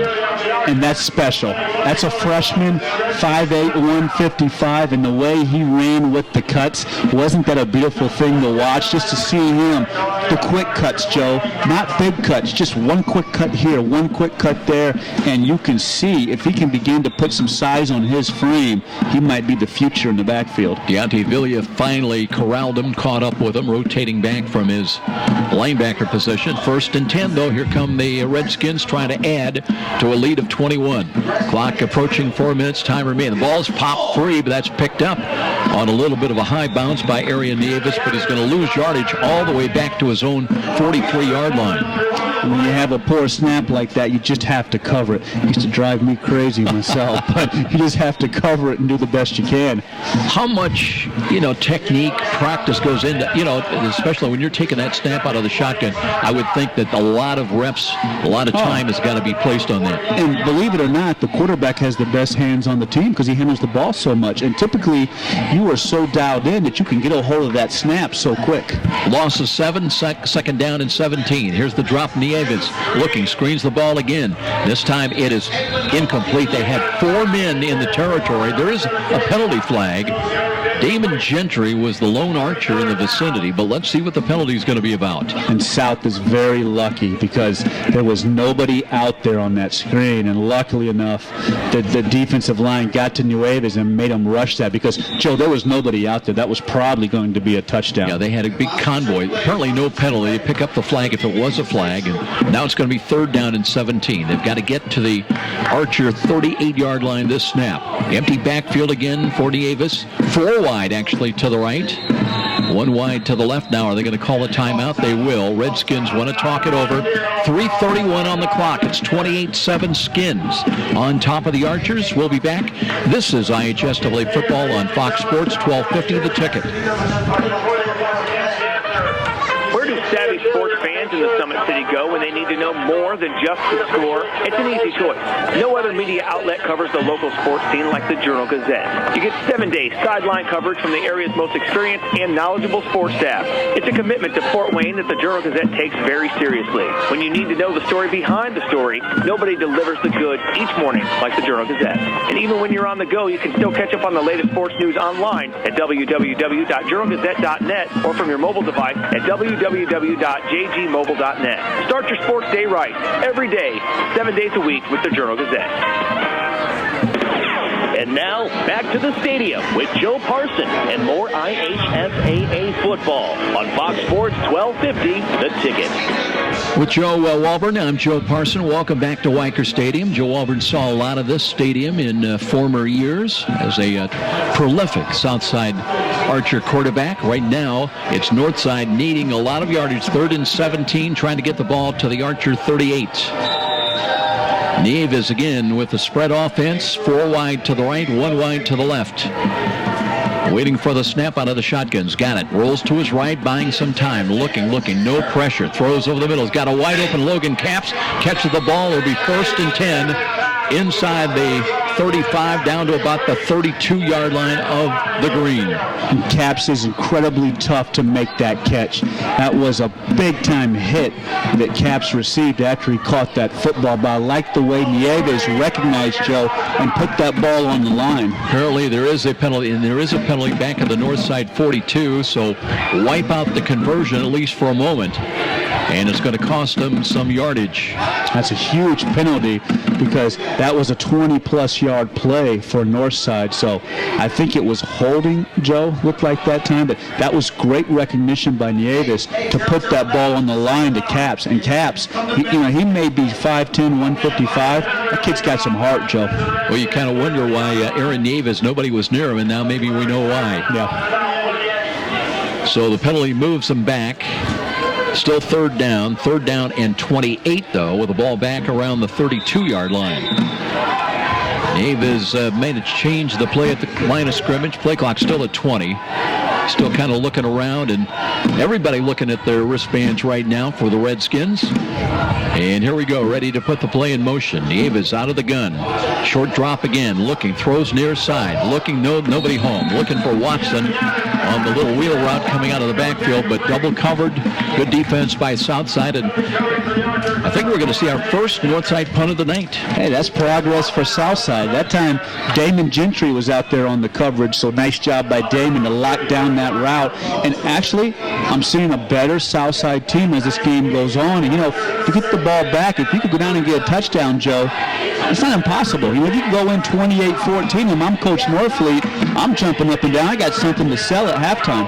Braxton Trowell jumping up and down and getting excited about having a chance here today, playing in Indiana. Cameron Joyner also back in punt return, and Caps will wait for the snap at the 20-yard line. They were short a man with 3 on the play clock, and again, Northside's going to have to eat a timeout because they were going to take another penalty with 3:08 on the clock. Still 28-7 our score. North the punt when we return to Weicker Stadium. This is IHSAA football on Fox Sports 1250 The Ticket. Every small business person has the same dread: taxes, reports, and bookkeeping. What are you to do? You know you can't afford the big guys to keep you legal and solvent. Well, now there's Walburn Financial Management to save the day. Here's their number. You're going to want to remember this one: 260-459-2240. That's 459-2240. Why? Well, Walburn Financial Management specializes in the little guy. With reasonable rates and sensible retainers, Walburn Financial Management is simply perfect for the small business budget. And now, back to the stadium with Joe Parson and more IHSAA football on Fox Sports 1250, The Ticket. Northside to punt again. I love that commercial. I think I need a superhero to run out with like a balance sheet on his chest with debits and credits, and he runs around with the slide protector and the ruler. There you go. Love that commercial. It'll be on again tonight at 11 o'clock on SummitCitySports.com. Here we go. Now they've got a protector in for Caps. Waits at the 19. Little motion now to the near side. Are they going to come with a fake? No, Caps will kick it away. A wobbly ball near side. That'll hit. Trowell will back away from it. Goes out of bounds inside the 35-yard line of Southside. But maybe a little disappointment that they didn't try to pick up that ball and save some yardage now with exactly 3 minutes to play in the first half. And there was some lanes up front for Braxton Troll, and you got to come up and catch that football because you let it bounce, you just lost 10 to 15 yards of field position. So that's just the fundamental stuff that a young team like Southside has got to do a better job of and understand, Joe. So the Green get it again. 1st and 10, but at their own 23-yard line now, moving right to left. I will say this. I know it's 28-7, but after working through these stats and prepping for this game, South's better than what I thought they would be tonight, Joe. Still got a ways to go, but their future's ahead of them. Bobby Black, is in as a wideout. 2 protectors in for Johnson in the pocket. Throws as long as he can. Intended for Black, but that one's going to be picked off. And intercepted ball is picked off by A.D. Bakar. So rotating back, he's the defensive end, but stayed right with Bobby Black and rotated and picked it off inside his own 40 at the 38. And he just wasn't open, and you have to recognize that. If you're the quarterback back there, you have the responsibility of the whole team with your decision-making. Bobby Black was covered. You have to come off to your next target, and you have to understand the situation. 3 minutes left in the half, 28-7. You don't want to throw a pick there and give Northside, a short field. So that's responsibility of playing the position, Joe. I know he's a sophomore, but those are the growing pains that South is enduring right now. Now, Nieves would like to make him pay for that pick. As he has got it running back, that's Keyshawn Watson. They'll flip-flop him offset set to the left behind Davis. High snap, a roll to the left side. Blitz is coming. They screen the ball. Watson's got it, 35-40, 45 midfield. Spun around, hit, and Karam's down to about the 41-yard line of the Archers. Now, North used a lot of their timeouts, so they may have one, if only, remaining. So clock management's going to be a bit of a factor as clock stopped as they move the chains with 2:43 remaining right now. And it just seems like all of these teams these days are really drilled in that 2-minute offense, So we're going to see, the 2-minute offense on Nieves, and if he can get his team lined up and moving, and he looks ready to go right now, Joe. David Johnson in wide to the right, the short side. 3 wide to the left. And Nieves looks left, throws left, and that ball spun around. Kindig was trying to locate it, was way behind him, got his hands on it, but couldn't control it. Incomplete, stops the clock with 2:28 to play. And I like what Nieves did after that route. He went up to Kendrick and told him what he wanted. It's so incredibly frustrating sometimes to put a quarterback position because Nieves wanted him to sit in that hole. He didn't want him to take it to the safety because what you do with the quarterback is you're throwing to open spaces. Second down and 10 with the ball still at the 42 of the Archers. Nieves again backing up a couple of steps. Still in the pistol lineup, though, and looking at the looks, a pump and go. That one knocked down again. Boy, I tell you what, good defense by Southside as Trevon Williams almost had his second interception of the game. Yeah, you better be aware of him. 6'2", 215, but with that wingspan, he plays much bigger, so you got to watch the defensive end. The tackle out there for Northside really probably should be cut blocking Trevon to get those arms down. Third down and 10. Redskins trying to reach the 33-yard line of the Archers on this snap. Still 2:25 on the clock. Eve is barking out the signals and trying to get Southside to jump on the draw. They hand it off again. This time, South is there for a tackle for loss, although Watson still working with the ball stolen away. I tell you what, kids, they're taught, don't quit till you hear a whistle, and then sometimes even a little more, right? Just keep playing through the whistle. That time, Jackwell Gentry comes up and makes the stick. So I like the backers that can scrape and run and have that speed. And Southside has some guys out there that can cover some ground. Loss is back to the 35-yard line. It'll bring up fourth down. Joe Auburn's going to leave us now. He'll make his way down to field level and check in with Ryan Hall here before the Redskins head to the dressing room. Right now it's 28-7. And Camp's in to punt the ball away. He'll wait to deliver it at his own 43-yard line. Southside trying to set up a return. Now it's a short snap, and they're going to run. Here's a run to the near side. They're going to be short of the first down, though. So they took a direct snap. And see if that was David Johnson. It was. Got the ball into his hands, but he's short of the first down stick. So Southside does hold on a fourth down stop. And the Archers will take over the football at their own 35-yard line. So the Redskins who have had a double pass for a touchdown. A lot of razzle-dazzle tonight by Ryan Hall. Tried with a direct snap on fourth down to try to catch Southside napping a little bit, but they come up short, and now here's Dennis Johnson. Flips the ball to the right side, looking for some running room.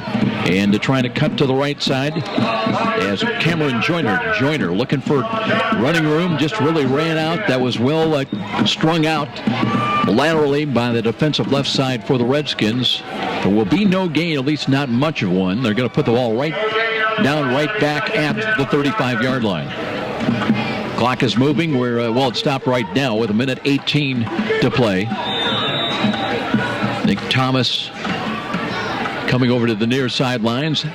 Bobby Black is in. And he'll join Joyner.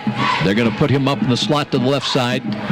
Damon Gentry is split wide to the near side. Too wide to the wide side of the field. A little motion as here's a handoff on a sweep. But boy, that was eaten up as they put the hands into Kalen Hairston.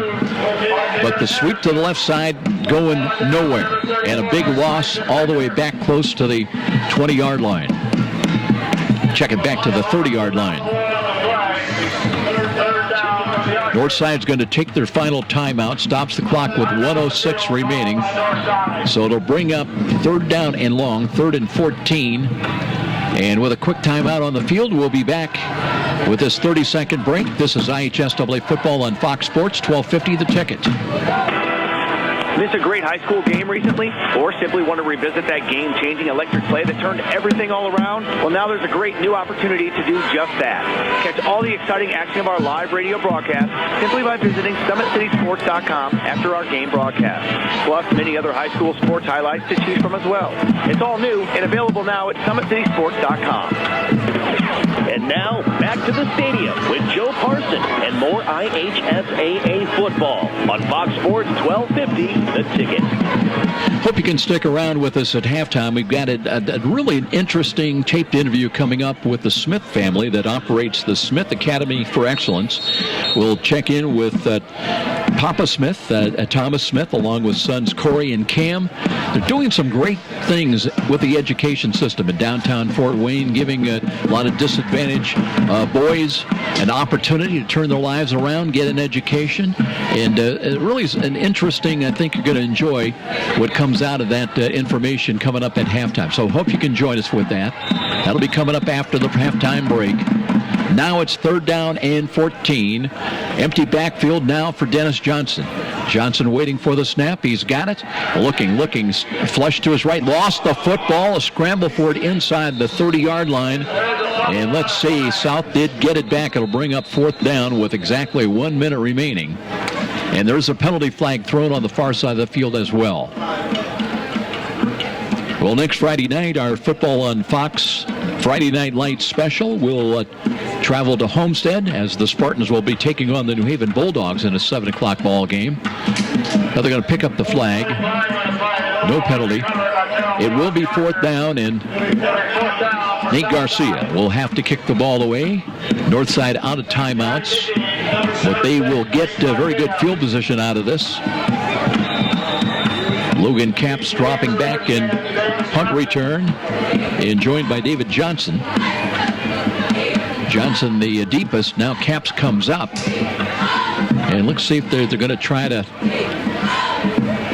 put some pressure on the punt. A little movement at the line of scrimmage, but Garcia hits that one high, end over end. Johnson calls fair catch, has got it at the 45-yard line.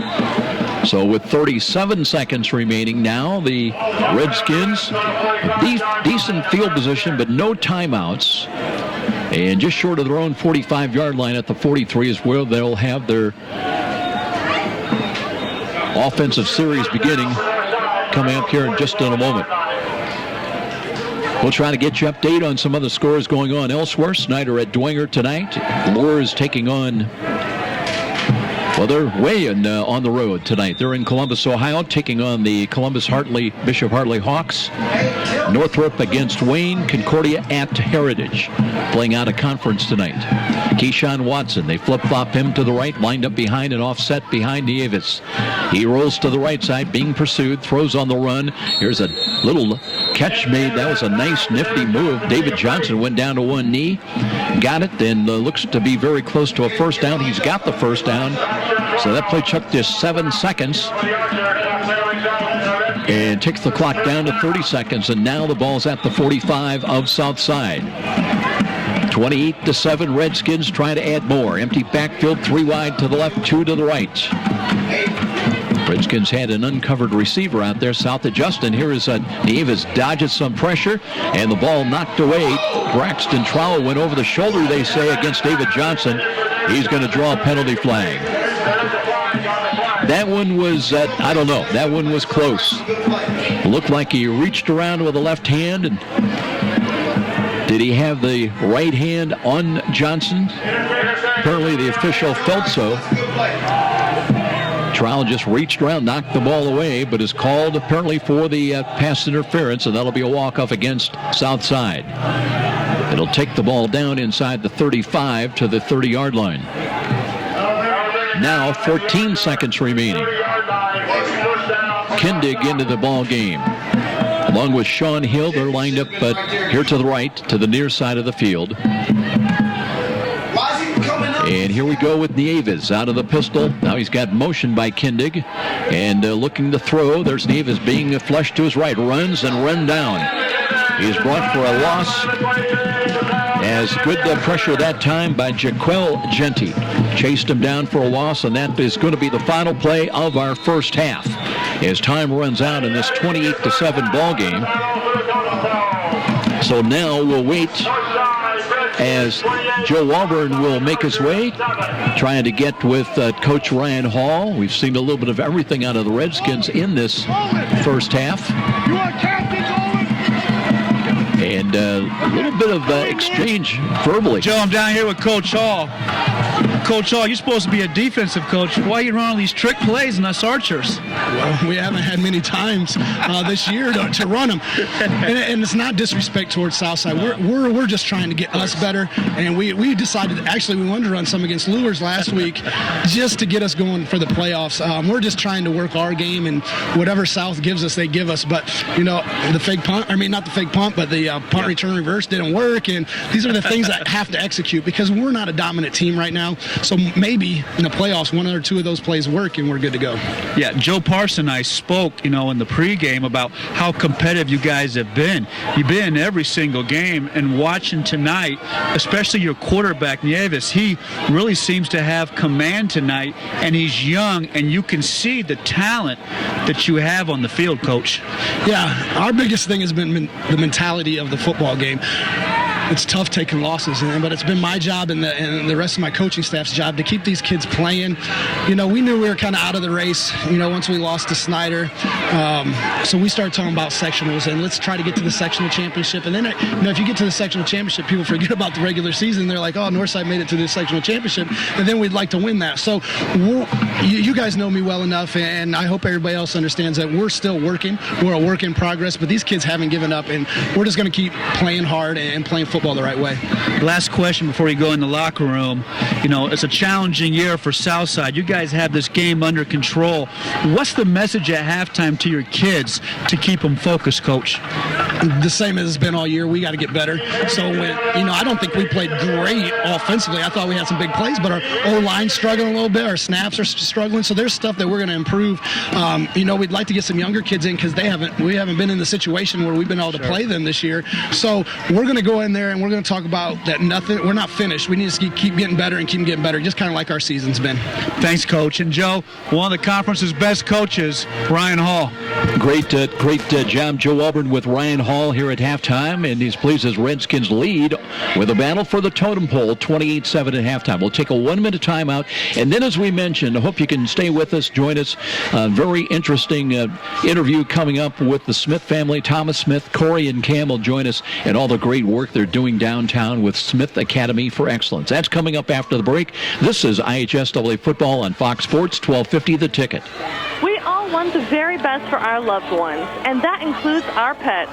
AeroFence can give your pet dog the protection you want, along with the freedom to roam that your pooch wants, using Aero's Dog Watch Hidden Fence. Far cheaper, yet far more versatile than most traditional fences. Aero's new Dog Watch Hidden Fence uses a simple learning program through an electric signal beamed to your dog's collar that gives an alert when he is reaching property boundaries. It's safe, simple, effective, affordable protection for Poochie. Call Aero Fence at 260-471-PETS. The Dog Watch Hidden Fence, your dog's best bet, giving him freedom to roam. And now, back to the stadium with Joe Parson and more IHSAA football on Fox Sports 1250, The Ticket. Welcome back, everybody. Halftime of our Friday Night Lights feature on Fox Sports, and I want to take a moment right now. And with all the negativity I think we're all exposed in almost daily, almost weekly, certainly, with the drug issues in Central Fort Wayne, with some of the shootings and that, I want to be positive. There are so many different positive forces in effect, people, institutions trying to be positive, to make a difference with our youth. And we're very fortunate here tonight want to visit with the co-founders of Smith Academy for Excellence in downtown Fort Wayne at 725 West Washington Boulevard, and like to open up with Thomas Smith, who's the school leader and co-founder and probably the papa and visionary of all that we're seeing right now. And Thomas, walking in the building, I saw one of the slogans, and I know it represents your mission statement: preparing scholars of character for leadership and service. Tell us a little bit about what that means to you, and really the basis behind this whole concept of Smith Academy for Excellence. Yes, our goal is just that. We are working to prepare scholars of character for leadership and service.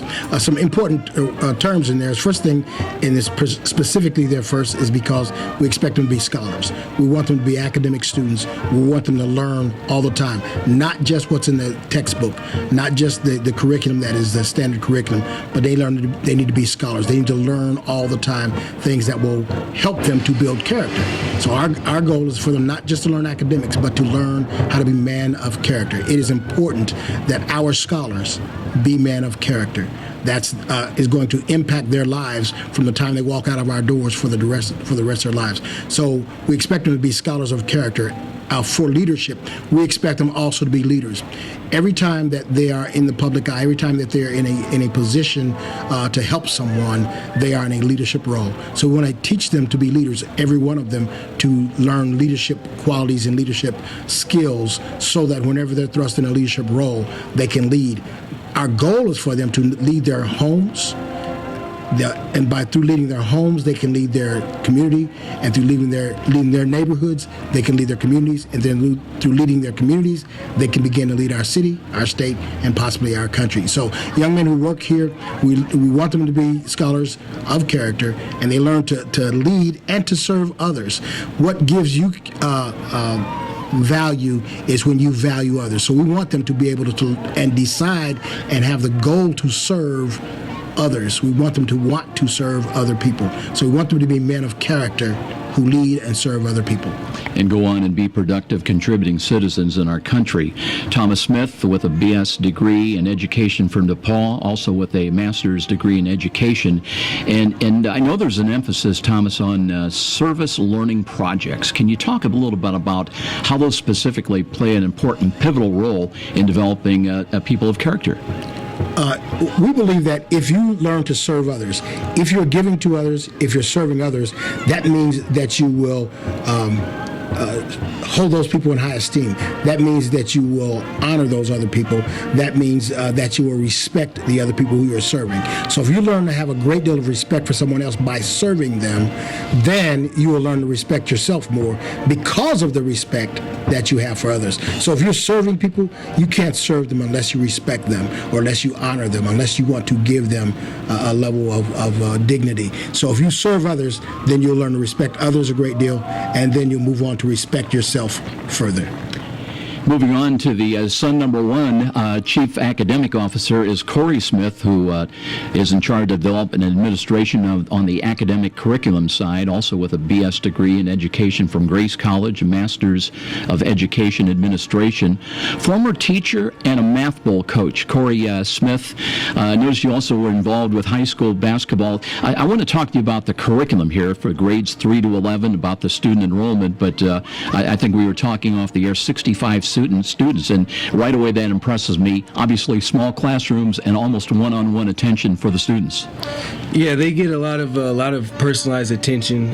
One of the goals that we have here is really give each student a very personalized education, and so each student gets what he needs. One of the things that we have in place that's unique with our curriculum is a personalized education plan, and so every student who comes into our school receives a plan that's specifically written up for him, and it outlines the things that he needs to make his education go well. And so that's one of the things that we do to make sure that each young man gets exactly what he needs. We try to teach in a holistic manner so that we're addressing obviously the academics, and as my father mentioned, the service aspect, but we also teach character as well. And so character is a really important thing an important part of our curriculum, and so we believe that if we can teach character skills and help build our young men's character, then they'll be strong enough to make appropriate decisions in academics and in other areas of their lives. And so the goal is for them to take ownership of their own academics, their own education, and to continue to work hard towards their own education as they build strong character. You know, everybody talks about success stories, and I know at this point, I think this is your third year of operation, so you really don't have graduation to talk about at this point in grades 3 to 11. But tell us about some of the success stories, because you were telling us about some of the young boys that come in that maybe have had trouble elsewhere, suddenly blossom, and that doesn't happen by accident. Yeah, we hear a lot of success stories, really in all three of our areas, the three main pillars that we have, with academics, with character, and with service. And so, an interesting one as far as service is just we've had one parent in particular who her son had a service project that he's been doing repeatedly here at school, and when she found out about that, she thought he had to do that project because he was in trouble. And when she found out that it was a privilege to do it, she was thrilled to find out, number one, that he wasn't in trouble, and number two, she realized he started doing these things at home and serving her at home without being asked to, because he learned that skill here at school, and he continued that on. And we've had similar stories with students with behavior and with academics. I think of a kid who his parents said that he's always been very smart, very bright, and always gotten really bad grades. And so here he's been able to reach his potential, and we've had a number of those stories where kids are reaching their potential because of some of the support, some of the things that we have in place here, that they're able to see what they really can do, and it encourages them and motivates them. Same thing with character and with behavior. A lot of times we see students come in here with behavior issues, and we've had people from other schools and out in the community say that they literally don't recognize the child when he comes back to them because he behaves so differently, and because he's taking the things that he's learned here at school and exhibiting them out in the community and at home. Those success stories, it makes it worthwhile, don't they? I want to turn to son number 2 now, Cameron Smith, my next door neighbor, the chief operating officer of Smith Academy for Excellence. And Cam, I was looking at your background. Obviously, I knew you from your success days at the University of St. Francis, still a holder of most career punts for Coach Kevin Donnelly, 174 for USF. But back to the issue at hand, a former community outreach coordinator for Primetime Community Center. I refer to you as being kind of the nuts and bolts guy here of Smith Academy for Excellence, and you're responsible for a wide range of activities. Transportation comes to mind, and tell us about how some of your background has prepared you for the challenges here at Smith Academy. That's correct. I was the community outreach coordinator at Primetime Community Center, which is a community center on the south side of town, and so I did. I've through that position, I was able to make some really important community connections and develop some partnerships that have carried over into my role here at Smith Academy for Excellence. But yes, I'm over transportation. I handle our food service program. We participate in the National School Lunch program. I also handle some discipline here, and like you said, just kind of anything outside of the academics that Corey handles, and anything that Dad handles, I kind of fit in wherever I'm needed. So. But yeah, so those community connections have proven to be really key in the success of our school here, and a great support system, to be honest with you, for the position that I'm in. You know, as they say, you gather the grain out. You never know where it's going to take root and bear fruit. Somebody out there might be listening tonight and wonder, hey, maybe you have a role. And it's not just for African American boys. It is boys, but crossing all ethnic lines, not just Fort Wayne. Talk about how people can get in touch with you to find out more about Smith Academy for Excellence and what makes you guys different. Yeah, that's right. We do. We are a school that targets urban males, urban at-risk males, actually. And like you said, that doesn't just say one race. We do have a pretty balanced. We're starting to get more different ethnic ethnicities in the school. So often people think urban at risk, and they just think of one particular race. But we do have a mix of ethnic backgrounds here at the school. We are online if you're looking to make contact with us or have any additional interest in our school. We have a great website that Corey actually does a great job with, in addition to all the other things that he does here at the school. So we keep our website up to date really well, and that's www.fwsafe.com. That's www.fw as in Fort Wayne, and then Smith Academy for Excellence, SAFE. And that number is 260-579-6939. That's 579-6939. I love the slogan, guys. Preparing scholars of character for leadership and service. Continued success to the Smith family and their mission here in Fort Wayne. Now back to more of our halftime presentation. This is IHSAA football on Fox Sports 1250 The Ticket. You're a super fan who will tailgate anywhere. The pros? Check. College? Check. Your 8-year-old's Pee-wee game? Big time. And to prepare for this ritual, you head to Meijer for freshly prepared food and licensed team apparel. Proudly display allegiance to your favorite team with our licensed short and long sleeve tees, hoodies, hats, and jerseys. Plus, load up on fresh meats, snacks, and drinks. So don't just tailgate. Tail greater at Meijer. Brought to you by Meijer. Meijer is proud to support IHSAA football. Next time you're downtown and needing to feed your sweet tooth, you're just a few steps away from Rudy's, Fort Wayne's perfect location for stocking up on those famous to brands gourmet chocolates the Summit City is famous for. Rudy's is located just catty corner from the main entrance to Parkview Field. In fact, Rudy's is a great place to meet up with friends before an event at the ballpark. There's even outside patio seating, ideal for relaxing after work. With a wide assortment of adult beverages and aromas to choose from as well, Rudy's, distinctly different in downtown Fort Wayne. Trust the doctors at the IPFW Athletics and the Fort Wayne Comets Trust.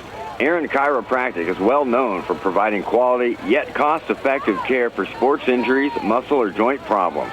They're one of the only clinics in the region to provide its patients with pain relief utilizing numerous therapies, including acupuncture, massage, and rehabilitation. Aaron Chiropractic is conveniently located in Northeast Fort Wayne. Find us on the web at aaronchiro.com or call 492-8811 to schedule an appointment. You've heard the saying, it's all about the Benjamins. Nothing could be more true at Tom Steele Tire, where it's all about saving you money. For over 35 years, this family-owned business has been saving Fort Wayne drivers lots of Benjamins.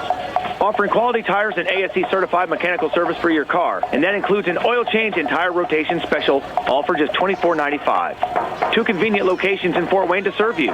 Tom Steele Tire, not just a tire store, but a complete automotive center. Hi, this is Charlie Momper from Momper Installation. After last winter's brutal temperatures and record-breaking wind chills, it's not too early to start thinking about adding insulation to your attic, sidewalls, and crawl space. By adding additional insulation, you can cut your energy costs up to 30%. Call Momper Installation today at 432-7543. Momper, the #1 name in installation since 1956. Sold. Those are the words you expect to hear when selling a home. And Rick Widman from Century 21 Bradley can give your family the advice, expertise, and satisfaction to fit your needs when buying or selling a home. With Rick Widman's 35-plus years of experience, you'll find an effective method to accomplish your goals, select the proper loan, and feel the comfort of your new home. When you think real estate, think Rick Widman at Century 21 Bradley. 260-704-6565. 704-6565. Be sure to ask for Rick. And now, back to the stadium with Joe Parson and more IHSAA football on Fox Sports 1250, The Ticket. Back at Wanker Stadium. Welcome back, everybody. Teams completing their halftime warm-ups. So we're just a few moments away from the start of the second half. Let's look at the line score of the ball game. 21-0 North at the end of the first quarter. Each team added a touchdown in quarter two, Joe. Of course, the highlight for Southside at this point was the interception pick six return for Trayvon Williams at the 8:54 mark of the second quarter. But Northside, a lot of capability. We've seen a little bit of everything from Ryan Hall's team here tonight. Arian Navis playing very well as he ran for a touchdown, got him a 7-0 lead, then threw to Keyshawn Watson 29 yards and a touchdown to make it 14-0. Caps on a double pass, threw it to Sean Hill. That made it 21-0 at the end of the first quarter. Sandwiched around the Trayvon Williams touchdown. Navis again to Kindig, good for 23 yards and a touchdown. That's where we are right now. I like the weapons that Northside has. I like the way Nieves has played in the first half. I think that the back they've really come on with. I like, Keyshawn Watson. I like the way Watson's run the football. And really the receivers and Hill on the outside and Ellington, it's a nice combination. So really, I think the growth with Northside, though, has occurred at the quarterback position. I like what Nieves has done. I think the offensive line has provided him some time. And I think Northside could be a dangerous team that might just be gelling at the right time. Southside here tonight, Northrop next week. Maybe they'd roll in the playoffs 3-6. Look out. Northside's a team that could do a little bit of damage in the playoffs, but there's somebody else in that sectional tonight for Northside that's making a statement. Look what Bishop Lourdes did a year ago. 0-9 the regular season. They very nearly won a sectional championship. Some real shockers tonight. Snyder at Dwenger leading 37-0 last report. The Panthers. A couple of other scores. It was Bishop Hartley, the Hawks, all over Lourdes tonight, 28-0 in that ball game. And here's the one that really gets a lot of attention. It is Carroll losing 28-14 to Columbia City in that one. That's a shocker because Carroll's the number 15 team in the Sagarin power ratings, and Columbia City's only 2-5. Here we go. The kickoff, short kick near side. Will it go out of bounds? No, it kicks back in the field. That's picked up by Whitner, and he's wrapped up and dropped back inside the 20. They'll mark him down at about the 19, maybe the 18-yard line. So Northside, one of their poorest starting field positions of the night. And that's important for Southside. A good start to the second half. Pin them deep, play some defense, maybe get some momentum for your offense. So it just seemed like that boat was sinking in the first quarter for South. But, I give Norfleet, Coach Norfleet some credit. He seemed to kind of get things under control, and I thought South kind of found their sea legs in the second quarter, Joe. Here come the Redskins up to the line of scrimmage now. They work from right to left out of the south end zone. Arian Navis has gone all the way tonight at quarterback. Let's see if they open up with Keyshawn Watson back there. As the one back, they'll hand the ball to him. Off tackle run to the right side, gets into the second level and ridden around and draw. He will pick up 2 or 3 yards. It was Jaquel Genty that wrapped him up, but it is a gain of about 3 yards for the Northside Redskins. Yeah, and the third quarter is where Northside has struggled this year, Joe. When they've come out of the halftime in that third quarter, they've been outscored 70-30 on the season. So that's an interesting stat for a young team that maybe they're tuning their head coach out after halftime. They were in the ball game last week against Bishop Lourdes, but never scored again. Here's a screen coming near side. That's a catch. David Johnson looking for a block, turns the corner. There's a penalty flag. It might go against Caps on a hold. Caps going to get nailed for the hold that time, but good play by the corners out there with Southside to stand up strong against that screen. And, Joe, you mentioned the transfer that came in, Braxton Trout. I like him. He's got some bounce out there, and he plays with some emotion. You took the words right out of my mouth. You got to have those holler guys, don't you? You do, and you know it. Those guys from Florida, they tend to bark a little louder than the rest of us. By the way, that was Jashawn Ellington with the catch, but penalized. The Redskins aren't to back him up, so instead of 2nd down and 5, it's going to be 2nd down and about 15. 2nd down and 13. Again, waiting for the snap at about the 11-yard line is Arian Nieves. Has played well tonight, the young sophomore quarterback for the Redskins. Has had some luck with a hard count, but now rolls was up, being pursued, screens back to Watson. Watson, a lot of green to run. and cuts it up across the 30 and gets across the 34 to the 30, just shy of the 35-yard line. The screen game is so effective. South is so aggressive with their defensive line, and that's how you slow them down with the screen game. So that's something that's really evolved with football over the last 5 or 10 years. I mean, you probably see a lot of that with the college games you call, Joe. It just seems like the screen game is a very, important part of offenses now. But everybody at the next level a little quicker. Everybody. Here we go. It's a first down for the Redskins. Motion right to left to Sean Ellickson, but they'll give it straight ahead on a run by Watson, and he roams for another first down up to about the 45. I like that play, too, because you bring the receiver in motion. You fake the jet sweep, so it makes those defensive ends stay home and play upfield, and you run the back right between them. So that's a nice design on the play. And, defensively kind of freezes you a little bit. Because you got to honor maybe that sweep coming up. Now they're up to the 45-yard line, 1st and 10 again. So the Redskins, a couple of first downs and their first snaps to start the second half. They lead at 28-7. And Nieves again waiting for the snap. He's got it. Looks to hand it off. No, it's a keeper play by Nieves. Cuts to midfield to the 45 to the 40, and then knocked down hard by a pair of Redskin or a pair of Archer defenders, including getting up to us. Damon Gentry having a hand on the stop, but again, well disguised. And the line judge down there, Charles Dempsey. I played high school football with Charles Dempsey, so Mike Woods' his boy. Money Woods plays for Snyder. Charles Dempsey's out here calling the game as a line judge and seeing all these guys I played with. Small world. Empty backfield again for Nieves as he has 2 wide to the left. Motion out of it, Keyshawn Watson, and turning angled run to the right side, and he's got a chance as he has the first down before driven back inside the south 30, got to about the 28-yard line. Boy, Watson just running through some would-be arm tackles, and they'll move the chains again. And Northside really, really effective with the play calling. Yeah, very effective. I like the pace. They're at the line of scrimmage calling that play, ready to go. Impressive drive, and they're doing it, Joe, running the football. Now they've got another first down at the 29-yard line.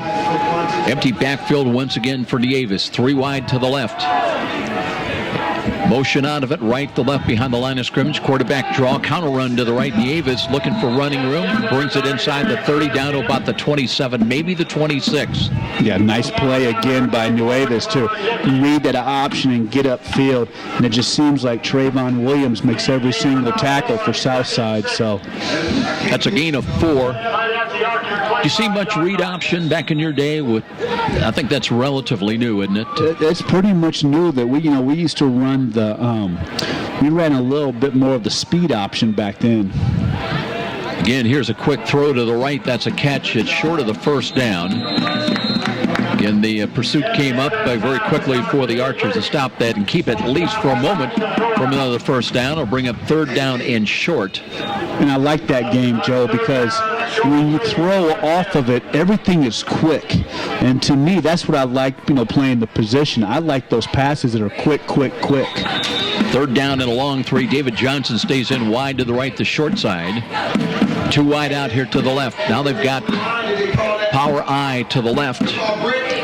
Gave a power eye to the right, I should say. And here is Moore got back in there and just follows the lead blocking up to the right. And he's got a first down, still battling inside the 15 down to about the 11-yard line. Montrell Moore. And I was curious about Montrell Moore down the sideline, so I kind of walked over and checked him out. And he's every bit of 200 pounds. I think that might be more about 220 or 230, Joe. He's a big kid. Southside trying to make a change up front defensively. Trying to get a little bit more size going into their goal line offense, but it's 1st and 10 at the 12-yard line now.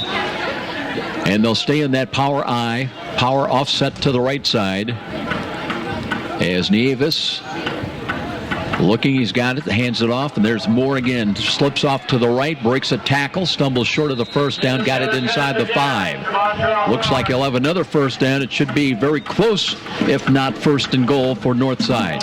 Coach Hall's going to like this drive. He didn't say it on air, but I know he's been concerned the way his team has come out after halftimes this year. We mentioned it earlier, being outscored 70-30 in the third quarter, so this is the kind of drive that Coach Hall wanted to see. Moore picks up 7, so it's second down and 3. They can pick up a first down without scoring. Play clock at 16. This time the offset eye is to the left. Davis looking to the up back, and that time carrying would-be tacklers Tyson Whitner got the call. The fullback counter run from left to right, and he does bring it inside the 5-yard line, and let's see where they mark that ball. Very close to the first down stick. You're just hoping Southside can suck it up here, because one more touchdown is going to put this game really, it's going to be tough to make up, 4 touchdowns. So you hope you can get a goal line stand if you're an Archer, or even possibly a turnover. Trevon Williams, again, who's had a great ball game here tonight, made that stop, jumped on the back of Whitner. But it'll be first and goal now with the ball at the 1, in fact. So they pack it in, tight formation. Davis under center. Straight eye formation. Now he's got a little motion and hands it off deep. Second effort trying to get into the end zone, and it'll be a touchdown. Whitner got the handoff and the touchdown at the 7-minute mark. So add 6 to the Northside total. Yeah, nice drive. Just a powerful drive. Northside really kept the ball on the ground that time, Joe, and showed their strength and their ability to move that ball, 80 yards down the field for the touchdown. So good drive by Northside, and that's what Coach Hall wants to see coming out of that halftime locker room. Well, teams always talking, coaches, Joe, they talk about the importance of the first 2 minutes, and it's right. Very authoritative statement made by Northside with their offense, getting it into the end zone. Caps now on. Here's the right-footed kick, and looks good and is good. So that'll make it 35-7 with a timeout here at Weicker Stadium. IHSAA football on Fox Sports, 1250 The Ticket. From humble roots some 30 years ago, the name Ruoff Home Mortgage has been built upon a legacy of making dreams of home ownership a reality. Loan officers Doug and Julie Carroll are proud to help you establish your roots with a mortgage for your new home. They understand that every borrower is different, and they work hard to get you a mortgage that fits your needs. Call the Carroll team at 602-9768 to find out which program is right for you. When you need a mortgage that is simple and straightforward from a hometown name you can trust, call Doug and Julie Carroll at Ruoff Home Mortgage, 602-9768. And now, back to the stadium with Joe Parson and more IHSAA football on Fox Sports 1250.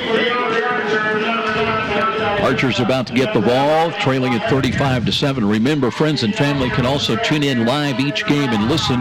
Go to SummitCitySports.com, or also, following the ball game, be sure to catch a video replay beginning tonight at 11 o'clock at SummitCitySports.com, and we'll have other games and highlights as well. How cool is that? That's cool. That's technology. That's I would have loved that when I played. That is cool. So you can watch the video at 11 o'clock.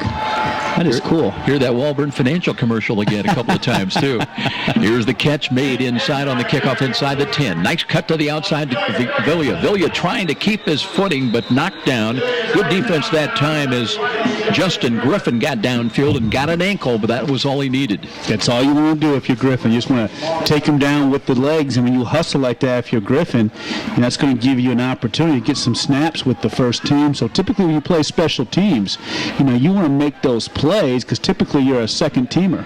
So you want to make those plays. You want that coach to notice you so you can get on offense or defense, and that time Griffith did that. You bring up an interesting point, Joe. We talk about the competition between teams, but there's always a lot going on, especially the week of practice. Opportunity to maybe catch the coach's eye if you're a young sophomore. Nowadays, some freshmen, too. They've got the talent just waiting for an opportunity.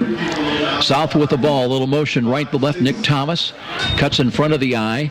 Here's a straight-ahead carry for about 3, maybe 4 yards up to about the 24-yard line. You just want to move a little faster up your south. I understand the first down run, but you kind of want to move a little faster, get in and get out of the huddle. I always felt like if we could break the huddle, with 15 seconds before the play clock, we can get up there and we got some time to change some things. So you want to get in and get out, especially when you're down. But I've noticed, we talked about this earlier, that the tendency by the officiating crew is now they're real casual about marking the ball ready for play and starting the play clock. So it's still with 10 seconds as Southside comes up to the line of scrimmage. They picked up 3, second down and 7, ball at the left side hash mark, 1 wide to the right. No, so you never got out of the huddle, and that's the issue. And you're right, Joe. It's hard because the officials are a little bit slow. I don't want to say lazy, but just marking the ball and keeping the game going, and you kind of fall into that pace as a quarterback. Kind of disrupts your rhythm a little bit. Absolutely. Archers, I think, are going to take a timeout right here. So with 6:05 remaining in the third quarter, second down and 7, 35-7 is our score. We'll be back IHSAA football on Fox Sports 1250, The Ticket. I'm Kathy, and I've worked for Midwest America for 10 years. I like to get to know the people that I'm helping or assisting. So to do that, I get to know things about their life that are happening, whether they are going on a cruise and how to save for that cruise, or whether they're going to have another child and what they're going to name those children, because you have to know their personal life in order to really help them meet their financial goals. Midwest America, all together, better. You're listening to the high school football game of the week on WGL Fort Wayne, Fox Sports 1250, The Ticket. And now back to the action with Joe Parsons. Reminder, next Friday Night Lights football on Fox feature will be at Homestead. The Spartans will, in the regular season found, take on the New Haven Bulldogs. Looking forward to that one. Kickoff at 7 o'clock. And here we go, short drop. Here's the screen, or the ball thrown near side. It's incomplete, thrown too high. Looked like there was a penalty flag throw. I thought there was movement right before the snap, Joe, but not sure that that's what the penalty flag might be about. Yeah, I agree. I thought there was a false start that time on Southside. The play was kind of mixed up from the beginning. There wasn't enough of a drop by the quarterback. You got to take that good 3-step drop and get that separation and power that football out there on the slant. So a lot of confusion. South slow again, getting the play call in, getting in the huddle. And I always felt like I played my best football, and as a team we played our best football when we played fast, Joe. A lot of teams like to play up-tempo and nothing else, trying to keep the defense a little bit on their back heels. Now 3rd down and 7.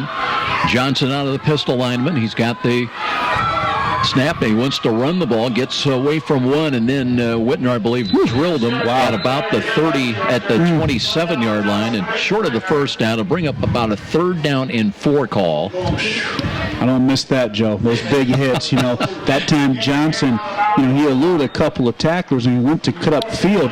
He didn't see the guy coming from the back, and that was a big-time collision. So 4th and 2, I roll the dice here if I'm Rosie. If I'm Coach Norfleet here, I roll the dice. 4th and 2, 35-7. Why not? And on a cool night, those hits just kind of jar your cavities. They hurt a little bit more, don't they?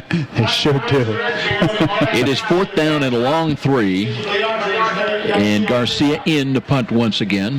Wheat's back inside the 20 at about the 17-yard line, and they were short a man. They're short a man. And they're down to 1. Timeout. You don't have to burn a timeout. And it's just, you got to be aware when they call punt team. When you stand on that sideline, you're going to hear punt team, punt team, punt team. And before the game, it's amazing how much time we used to spend, Joe, on what team you're on. I mean, honestly, we'd stand out before a game and punt team, and we'd all run out, or kick team, and always somebody, right?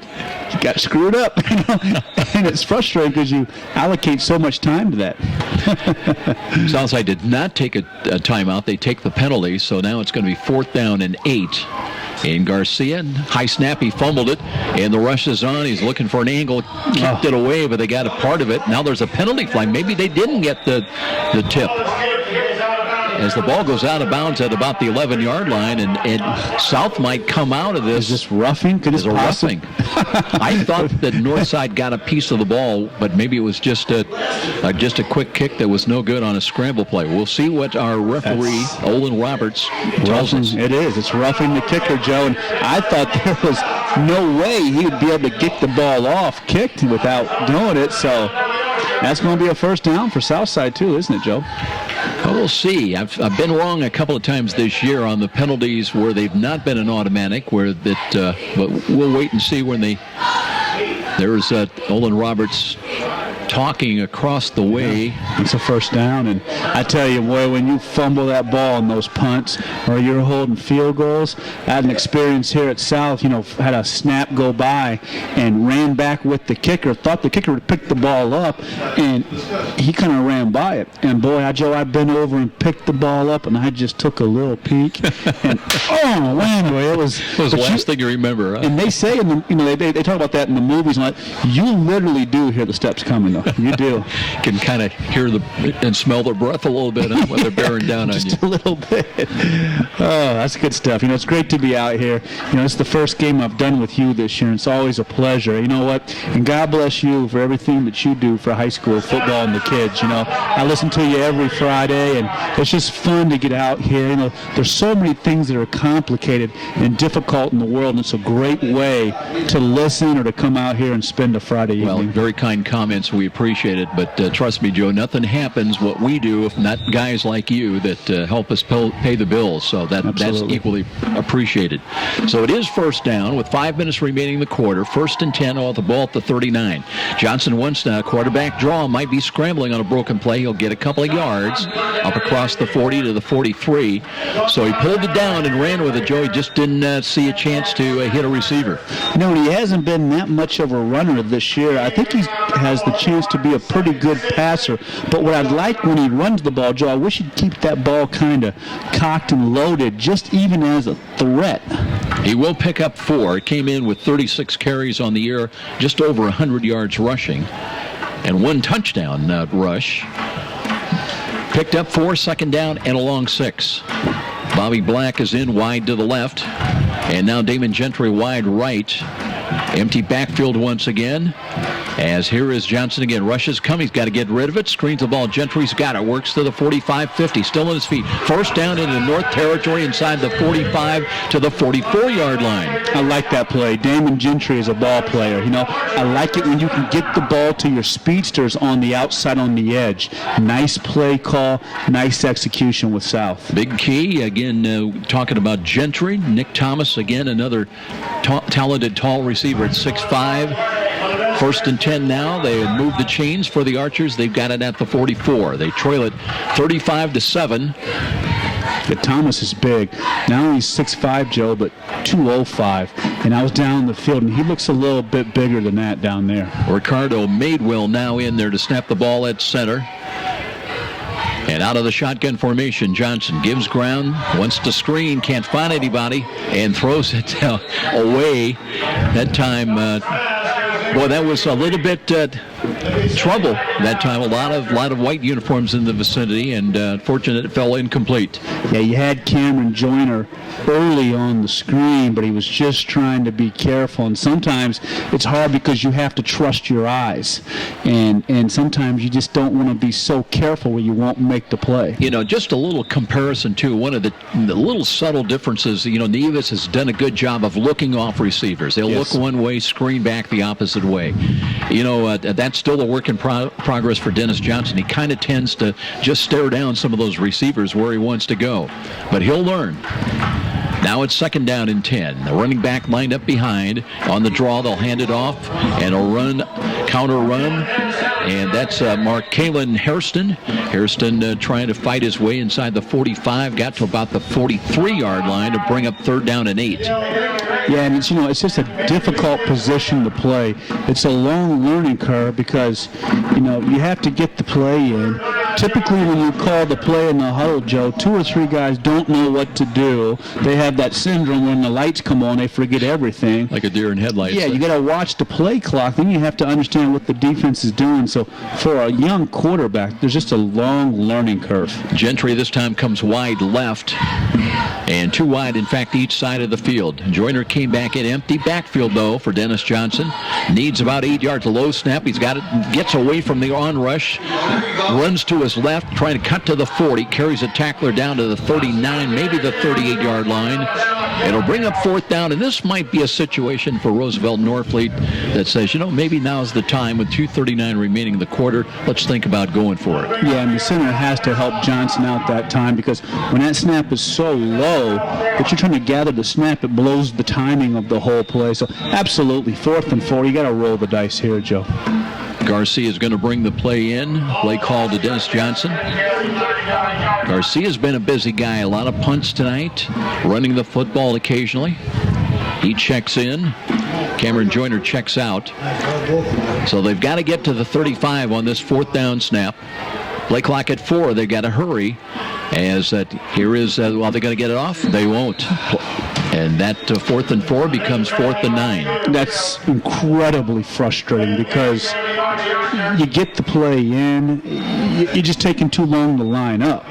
And you got to have some pep in your step and move it along. And that's where Johnson's got to bark at those linemen. You got to bark at them, slap some helmets out there. Get to the line of scrimmage and get set. That'd drive me nuts. A lot of flashback memories there. Huh? Oh, my gosh. I'd kick him in the rear end if they don't get to the line fast enough. I mean, this ball's getting snapped. We got to go. So those are just crushing penalties, Joe. Well, it looks like they are going to go for it on 4th and 9. Unless we see a quick kick or something land. But they've got 2 wide to the short side, 2 wide to the right. Empty backfield again for Johnson. Screens the ball left side, and that one was between intended receivers and defender that time. Incomplete, and that'll end that threat. So on downs, north side holds them. They'll take over the football at their own 44. Yeah, good defense that time with Northside. They smelled the receiver screen, but I hate the play to the short side. If you're going to run a play, run that to the wide side, because maybe you can get your guy the ball. So it's tougher to run some of those screens to the short side. I bet we're going to get a heavy dose now here of the Northside run game. And Northside just seems to really be taking a stranglehold of the game now, Joe. Well, Keyshawn Watson comes in as the running back. He came in with 433 yards on the ground and 4 rushing touchdowns. Led him in that category. Had 9 last week against Lures for 30 yards. And has had a pretty good night here tonight against the Archers. Gets the call here. He steps out of a tackle at the 42. Works to midfield. He's got a chance inside the 40, down inside the 30, down the right sidelines. And finally they tipped him, but I don't think they've got him. Did he get into the end zone without stepping out of bounds? No indication yet. I think he stepped out of bounds back inside the 20. I like the way he runs with his pad levels. He runs low with the pad level, a quick cut. It reminds me of the Denver Broncos when they had, Terrell Davis, and they had those zone runners that would make one cut and go. That's a talented back. He stepped out of bounds at the 9, so it'll be 1st and goal at the 9-yard line. Again, they're going to work with an empty backfield. David Johnson, Keyshawn Watson to the short side to the right. 3 wide to the left. Caps between receivers. Here's a quarterback draw by Nieves. Takes it up the middle. Leaning for the goal line. Did he get in? No indication yet. Looks like he's short. So from the 9, he'll get it down inside the 2. Yeah, and good blocking up front. I'm watching this north side offensive line led by guys like Ivan Nykum and Chris Jacobs that are juniors, Joe, that are really pushing Southside around now. Came in with an offensive line averaging 244 a man tackle to tackle. Now they work with that offset eye to the left side. Nieves looking to hand it off, and an off-tackle run, and Moore reaching over the goal line, and a touchdown. So Montrell Moore from actually a yard out at the 108 mark And that'll make it 41-7. Yeah, good, hard-nosed run by Moore. I like what this north side offensive line's doing. They are just taking control of the south side defensive line. I think the south side defensive line's getting tired. But very impressed with that offensive line from north side. That time it was Evan Clark, Joe, who's only a freshman, 6'3", 270. Wow. Yeah, and he pancaked the south side defender that time for the touchdown. So you're seeing sophomore, freshman, bright future for the Redskins. Tough approach on that kick by Capps, but he got it through the uprights to make it 42-7. Snap was a little bit high, but they got it down and the point on the board. So 42-7 with a timeout here at Southside. This is IHSAA football on Fox Sports, 1250 The Ticket. Frank the Buffalo here. With Fios Internet from Frontier, I can be on any device I want, in any room I want, and feel like I'm in the front row. Get the ultimate internet experience with 100% fiber optic. Call 1-888-FRONTIER today to get Fios Internet for $19.99 a month with qualifying phone service and enjoy a 2-year price guarantee, free Wi-Fi router, no contract, and no rate hikes. Front row seats without the crowd. Perfect. Limited time offer. Taxes, fees, and other restrictions apply. Subject to availability. Fios Marks owned by Verizon Trademark Services, LLC, and used under license. And now, back to the stadium with Joe Parson and more IHSAA football on Fox Sports 1250, The Ticket. Redskins in command here in the battle for the totem pole. As a lot of folks, Joe, have gotten involved here tonight. Nieves has thrown for a couple of touchdowns. He's run for a touchdown, but it's been Whitner. Most recently, Montrell Moore running for touchdowns. So, they're spreading the wealth. They are, and they have balance. And I like the offensive line play. And I like the fact the line is young. I think this is a team that's just starting to come together. And it's going to be interesting in the sectional. Obviously, Snyder has taken Dwayne to the woodshed tonight, but it's going to be interesting in that sectional with Snyder, Wayne, Northside, and Huntington North. Here's the kick fielded inside the 20, cut to the 25. Second effort and a run to the right side, trying to get out to the 28. And boy, I tell you, good determined effort across the 30 to the 32-yard line. I think that was DeMontre Hinton again on the return. So Southside with another opportunity, under a minute remaining in this third quarter. Yeah, we'll see if they can put together a little bit of momentum and grow as a team. Now you say, hey, it's 42-7 Northside, but this is the opportunities with live game action that Dennis Johnson can take advantage of and try to work on his game. I want to remind everybody, coming up, our Walburn Financial Management postgame show, providing bookkeeping and tax services for the little guy. That's right. So you say the heck with the big guys, huh? Yeah, keep you out of trouble. Small business is what drives this country. Don't tell the president that, but that's what drives the country anymore. We might have to say one political thing on here, Joe, but that's another story, right? Southside tries to test the middle again, but Northside says no, and short gain of maybe a yard up to about the 33-yard line. As far as the Archers, they finished the regular season a week from tomorrow. They've got it way down south, Joe. They go to South Dearborn to take on the Knights. That's actually a Saturday afternoon game. It's strange. I mean, the schedules anymore seem really strange. And let me ask you this. I'm still not quite understanding.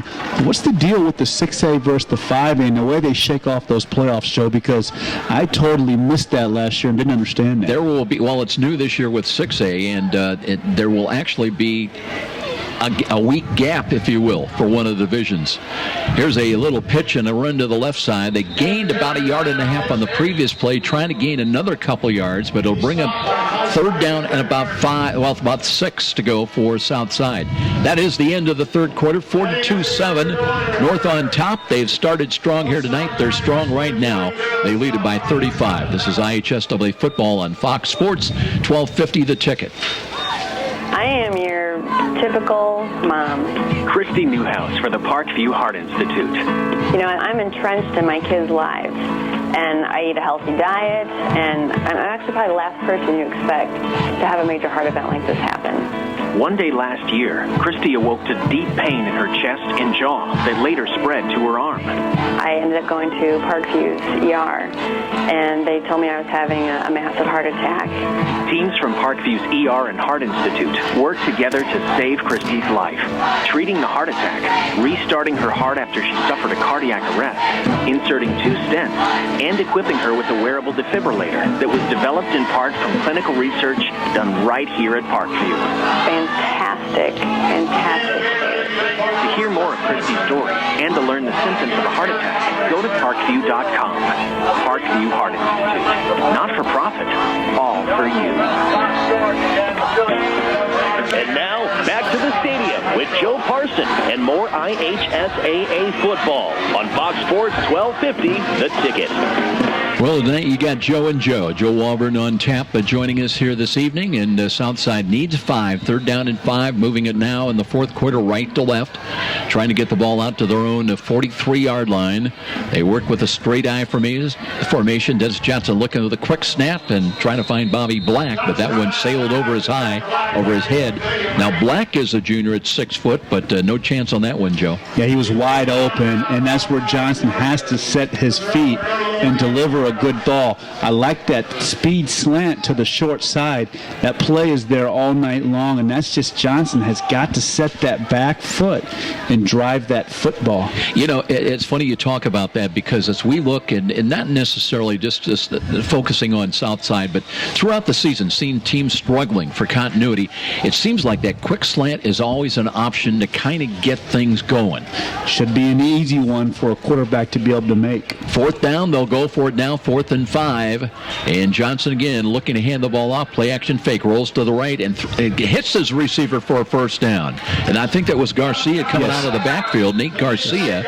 And he's into Northside territory, so the 4th down gamble by Coach Norfleet pays off. Yeah, nice call that time. And if I break this film down with Dennis Johnson tomorrow, I say, now, watch the plays when you got rid of the football on time or early, and then compare it to the plays when you held the ball. That one right there, Joe, right on the play action fake, the ball is out of his hand. Garcia catches it and has time to run. Football is all about timing. And Fernie Page checks into the ball game. And he'll be the up back. He looks a little confused at what he's supposed to be doing. Had the palms extended. He is set down at the fullback position. Here's a roll to the left by Johnson. Looking. Got to do something. Turns upfield. He's got a forward gain. The ball popped free at the 39, and Northside's got it. And you got to tuck that ball and really dive forward. That time Johnson, when he made the decision to run, he didn't put the football away, and that's a fumble, and that's Northside's football, Joe. So we're going to get the Northside offense come back out and probably a heavy dose of the run game. So, you know, I see some good things with Dennis Johnson, but I see some things on tape that really are pretty easy, correctable, that he could do to really help his game, Joe. You know, it's one of those situations, Joe Walburn, where they were going to make lemonade out of lemons. That almost looked at a little bit like a busted play, but they were going to have a positive game of almost 8-9 yards. But then the fumble, and now it's Northside with the ball. You just have to be deliberate. You know, if you're going to throw that football, you plant that back leg and that ball comes out. If you're going to run that ball, you run that ball there. You know, it's really an attitude and a swagger to play the position. You have to be deliberate in your mindset. Ryan Hall, head coach of the Redskins, going to stay with Arian Nieves at quarterback in this 42-7 Redskin lead. Looks like they've got Logan Camps back in there as the running back, offset to the left behind Nieves. Tight bunch lineup to the near side. David Johnson as they run the ball up the middle. Southside tries to shut that off quickly. A gain just across the 40, so that's about a yard gain. Yeah, and that defense a little bit better on the inside, so guys are getting tired, but you know, Northside's going to stick with their run game and see if they can shorten the game now, Joe. Call it a pickup of about a yard and a half, 2nd down and about 8. Again, they can stay with the tight trips to the near side, the short side of the field. Nieves out of the pistol. Looking to hand the ball off to Caps. No, he keeps it himself. Nieves bobbing and weaving, looking left side, crossed the 45, got another yard to the 46-yard line. No, you've seen a lot of football this year, Joe. What's the best area team that you've seen, Joe? That's a good question. You know, had the misfortune, if you will, to see Snyder play against Penn, and maybe that speaks at Penn looks like a college team. Yeah. That big of a difference. And even Steve Zimbo, the athletic director, said they just outplayed us. But Snyder locally probably, you know, and I've seen Carroll. Now, Carroll looked very good. There's movement defensively, line of scrimmage and encroachment. Hard count. gets the Archers jumping. That'll cost an automatic first down, and Northside will have it 1st and 10. But I would say, it's going to be interesting, isn't it, when Carroll and Homestead go to the SAC next year. Oh, yeah. So you don't have to worry just about Snyder and just about Doinger and just about Northside and, and maybe a couple of other teams. Now you've got Carroll and Homestead into the mix. That's going to be fun, and it's been a long time overdue. 1st and 10 with the ball now in South Territory at the 48. And they'll run the ball again, and here's Caps looking for some running room. Ran into a wall. The ball popped free, but Northside, I believe, has got that for 2nd down. They'll pick up on the little bounce of about 3-4 yards on that play. And it's interesting because you mentioned Penn. Penn's 7-0 as a 6A team. They're number 5 in the power rankings of the state.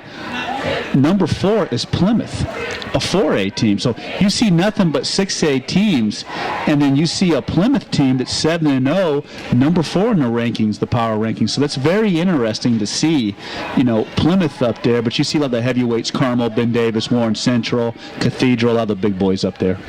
Well, we have an injured Archer coming off the field. It's Braxton Trowell, and I hope he's okay because he's brought a lot of enthusiasm. Holding his right elbow, Joe. Yeah, hopefully it's a funny bone injury, but he's brought a lot of enthusiasm to the defense. So he's coming off under his own power. And we had just a bit of an injury timeout there. Looks like the officials are going to take a little bit of a timeout. Brought to you by Parkview Hospital, Randalia, your resource for healing in Central Fort Wayne. We'll be back in 30 seconds. This is IHSAA football on Fox Sports 1250, The Ticket. Where do savvy sports fans in the Summit City go when they need to know more than just the score? It's an easy choice. No other media outlet covers the local sports scene like the Journal-Gazette. You get 7-day sideline coverage from the area's most experienced and knowledgeable sports staff. It's a commitment to Fort Wayne that the Journal-Gazette takes very seriously. When you need to know the story behind the story, nobody delivers the good each morning like the Journal-Gazette. And even when you're on the go, you can still catch up on the latest sports news online at www.journalgazette.net or from your mobile device at www.jgmobile.net. Start your sports day right, every day, 7 days a week with the Journal-Gazette. And now, back to the stadium with Joe Parson and more IHSAA football on Fox Sports 1250, The Ticket. Redskins keep the ball on the ground, trying to run up the middle. They got to the 40-yard line of Southside. That leaves them about a short 3 yards to the first down stick. So it'll be 3rd down. They've got to get to about just inside the 38. South jockeying defenders at the line of scrimmage. Now 4 down linemen, 2 linebackers up the middle. They're going to bring pressure. Offset eye to the left side. Here's the run and running room. They got to the 2nd level for Moore. Inside the 25 to the 20 to the 15 and breaking free for a touchdown. Montrell Moore runs for 40 yards. They needed 3 and he got much more. And that's just being 5'10", 200 pounds, which I'd like to say about 220, running against a tired defense. Montrell Moore runs through the arm tackles, good pad level, good vision, and Northside just runs downhill on Southside. And this extra point's going to make it 49-7. So really Northside now, stretching out the lead on South, Joe. Caps comes on and tries to make it 49-7. Looks like David Johnson, are they short a man? Looking over to the bench. Not started the play clock. So they were. There you go, Joe. There's your one guy. I was always amazed. The time we put into that, I was always amazed. So Johnson will be the holder at the 10. High snap again, right-footed kick. Looks long enough, and it is good. So 49-7. All Northside here tonight in the battle for the totem pole. We'll be back. IHSAA football on Fox Sports 1250, The Ticket.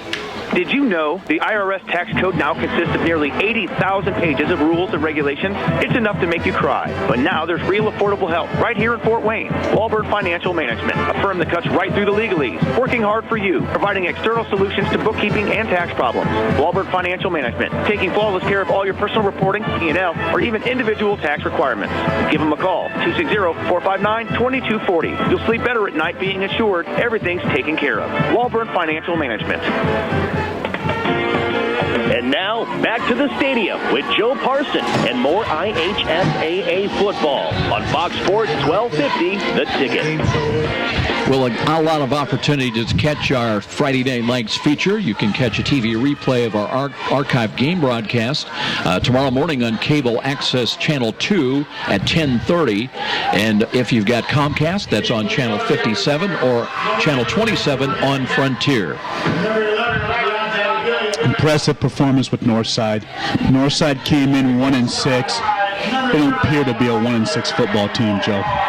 Young team, the ability to step up and make plays, and I think they're growing as a football team. So both teams came in 1-6. Southside is a 1-6 football team.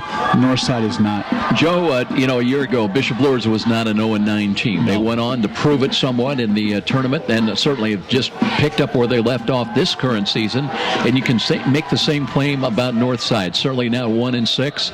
They'll pick up their first SAC victory here tonight, barring some strange occurrence in the final 8-18, leading at 49-7. Here's the kickoff near side, hooking ball, backpedaling. That's fumbled away. Villiet will have it into the end zone. It'll be ruled a touchback, and that's actually a break because they were going to get the ball back around the 1-yard line. In Northside's defense, Joe, with this conference and now with Homestead and Carroll coming into the conference, it's tough. It's tough to run that gauntlet with some of the teams you play. North opens with Concordia and Delta, games that they beat Delta. You had the game against Concordia, they lose. Then it's Dwenger, Wayne, Mishawaka, Snyder, Luers. The minute you get knocked down in this conference, it's hard to get up. How about this? Dwenger, Wayne, Snyder, Luers, Carroll, Homestead. That's a gauntlet. And two of those losses were by a single point against Winger and Wayne. So you want to have some success in this conference, and you can lose one, and all of a sudden it turns into 2 or 3. Here's Dennis Johnson, hands it off deep to the tailback, and that's pretty much stuffed at the line of scrimmage, maybe for a gain of 1.5 yards. Trying to get it out to the 30-yard line. Garcia in there. I'm sponsoring a PAL football team, the Southside Jets, and the guys I played with the Southside are the coaches, and I kid you not, there's a kid on our team, he's 11 years old, his name is Ramon Anderson. I kid you not, remember that name. I could get him a set of equipment tonight with Green, and I could put him in the game, and he could keep up. Honestly, 11 years old, he could play varsity football right now. Talk to Rosie maybe after the game. Keep your eye on this young fella. Yeah. Second down and 8 after the pickup. Johnson out of the gun. He's got 2 wide to the left, loads up, fires to the right. The catch, but a comeback pattern, and they're going to lose yardage on it. Back to the original line of scrimmage, so it'll bring up 3rd down and 10. Good news, bad news. Yeah, and I've been impressed with the PAL League, too. The level of play, and, they run, a little bit of sophistication with these offenses, too, Joe. Do you see the high school coaches coming out to those games? I've seen a few of them. Absolutely. Yes. The president, Eric Wilkins, he played quarterback for Bishop Dwenger. He just took over as the president this year, but over the years, PAL's done a nice job, and I've been impressed with the level of play in that league. Bobby Black in wide to the left. A.J. King comes in now as one of the wide out receivers as well. But it's 3rd down and 9 for DJ Dennis Johnson, and in trouble. And this time they've got him wrapped up and sacked back inside the 15-yard line. Just too much time. Yeah, and the minute you take that ball down in the pocket, you no longer can throw it. I always wanted to keep the ball cocked, so even if you're chasing me in the pocket, I can get rid of it. The minute I square my shoulders and drop the ball, I'm a runner no matter what. And it's tough. That's something that Dennis Johnson can work on. But there's all these little tricks of the trade that you pick up over the years. And probably a lot of it the hard way, right? Oh, yeah, you learn the hard way. I tell you, the first time I dropped the ball and square up in the pocket, it was all I could do to get up after the hit and walk to the sideline. I was 6'2", 170 pounds, I learned to keep my head down because guys hit me under my chin. So high snap, but Garcia's got it. Again, the rugby kick is low line drive, bounds at the 40, takes an Archer roll across midfield inside the 45 is where it stops right there. So Northside with 5:14 remaining will take over the football and in command here tonight, 49-7. And you never lose it, though. It's funny, Joe. You know, every August when they come out and they cut that grass, I smell that grass, and you know what? It's like an old racehorse. I hear that hut hut, and that hair on the back of my neck stands up, and it's like, hey, I'm ready to play. You know, I don't miss the two-a-days, and like a high school. I don't miss the Saturday mornings of being sore or the Sundays with the college ball. But you know, you miss the fellas, you miss the relationships. Well, Friday night lights too. Oh my gosh, and it's something you never grow out of. Every August, I get that itch. It's like an old thoroughbred that wants to run. 1st and 10 for the Skins, moving left to right now. And let's see, I think we've got a change at quarterback. They're going to bring in Dyson Redden to quarterback the Redskins. So Ryan Hall getting a chance to look at some new numbers. But they run the ball, and they've got some success up the midfield. And speaking of quarterbacks, you know, I'm going to come out to the game to watch it with my sister, God bless her heart, next week at Homestead, because it's my understanding their quarterback is playing with a broken foot. And I have heard that. I don't know. I can't verify that. I've heard that, Joe, but if that's the case, I want to come out and watch that because I've never seen anybody play the position. Yeah, the doctor, Logan Ormsby, is who you're talking about. They said he really can't. It's a hairline deal, I think, and he can't hurt it anymore. They've cushioned it, protected it.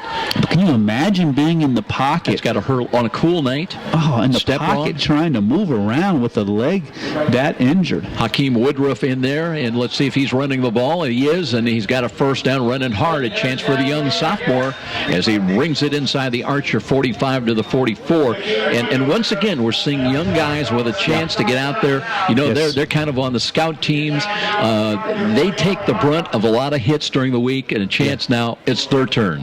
It is their turn, and it's 49-7, but it doesn't matter because if you're deep on the depth chart, this is when you get into the game. Make a tackle, make a play, because you're sniffing the opportunity to move up the first string possibly if you do well.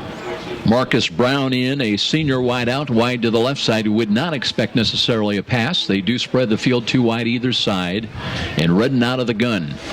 Waiting for the snap, long count from the line of scrimmage. They will hand it off, and it's a keeper play by Redden, and he tried to counter run it to the left, and will get inside the 45 to about the 43. Yeah, good decision to get up the field and get some positive yards. And it's good to see for Southside, Joe, that Braxton Troll's back in the game. You know, he was off holding his arm, so he's back in the football game now. But must have been just like a stinger, I guess. Yeah, and how about some of the size of these offensive linemen? I mean, you know, Evan Clark we saw tonight was 6'3", 270, Joe. Dakota Alt was also a freshman, 6'2", 255. They got a couple of 10th graders, one 6'3", 275, so some size in these young kids for Northside. Redden got the play in. The clock is moving inside of 3 minutes now. They'll hand it off again, and second effort as they try to run it up the middle with Woodruff, the 180-pound sophomore running back, and got back to the line of scrimmage. Yeah. Well, Southside goes on the road next Saturday. They take on South Dearborn, looking for a positive finish, and everybody will be watching the tournament draw coming up Sunday night at 7. Yep. Should be very interesting. The playoffs are money time. It's going to be exciting to see how some of the local teams shake out. I want to see how deep New Haven can go. I think in this sectional 20, it's funny, I was going through the records, Joe. In sectional 20, New Haven 6-1. Everybody else is 13-36. So things line up nice for New Haven, but maybe a New Haven-Plymouth matchup down the line. Redden looking again to hand the ball off. They faked it, and they did. I think they've got Hayden Jones, a freshman quarterback in there, but paid his dues. Faked the handoff, tried to roll to his left, and is dropped for a loss with 94 seconds remaining. So a final couple of snaps coming up. Sometimes you come in the game and you think it's 49-7. I'm going to get some snaps, and you get your bell rung. We're still hitting out there. I mean, it's still football out there. We got some angry green players tonight. Yep. You know, it's not gone the way they had hoped, especially playing here at home. You know, Southside had lost 5 in a row. They last beat Northside here. That was at 2009. They beat Northside 43-0. Yeah, but not tonight. Fantastic victory that year. They'll take a knee, I'm sure, with 4th down and 13.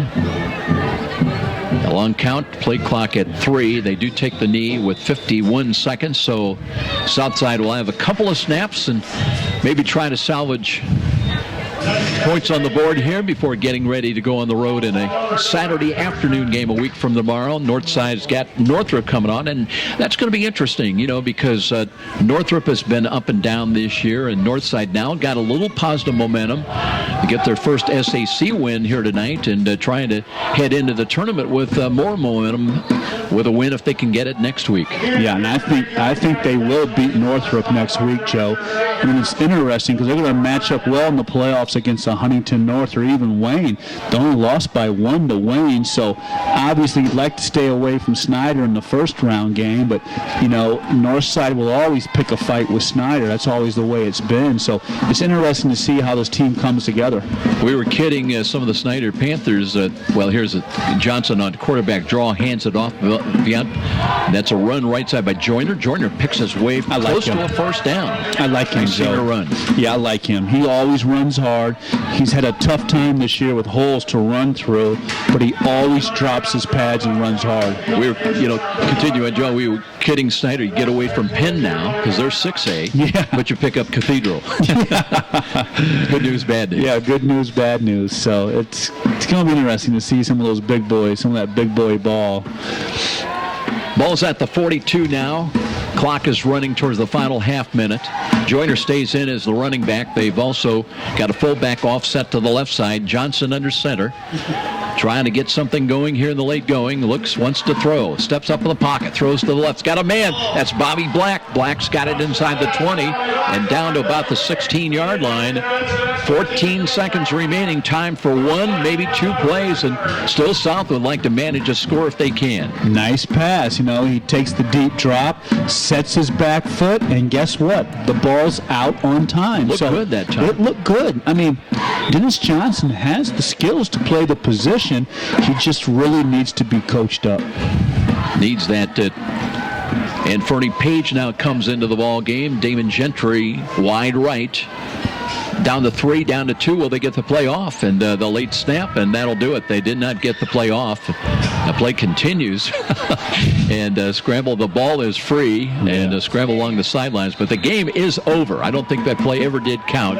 It'll go into the books as a 49-7 totem pole victory for the Northside Redskins. And it'll be interesting because we had been reading how these teams really don't like each other. But now that it's over and the team's coming together at midfield with the exchange of the handshakes, and now Ryan Hall and Roosevelt and Norfleet can speak to one another again. Yeah, absolutely. And, great win for Northside. I think Coach Hall has his team in the right direction. I think he'll be happy to see the way they came out after halftime, Joe, and established their run game. As far as South, Rosie's got himself a rebuilding program. He did over at Elmhurst and had the success.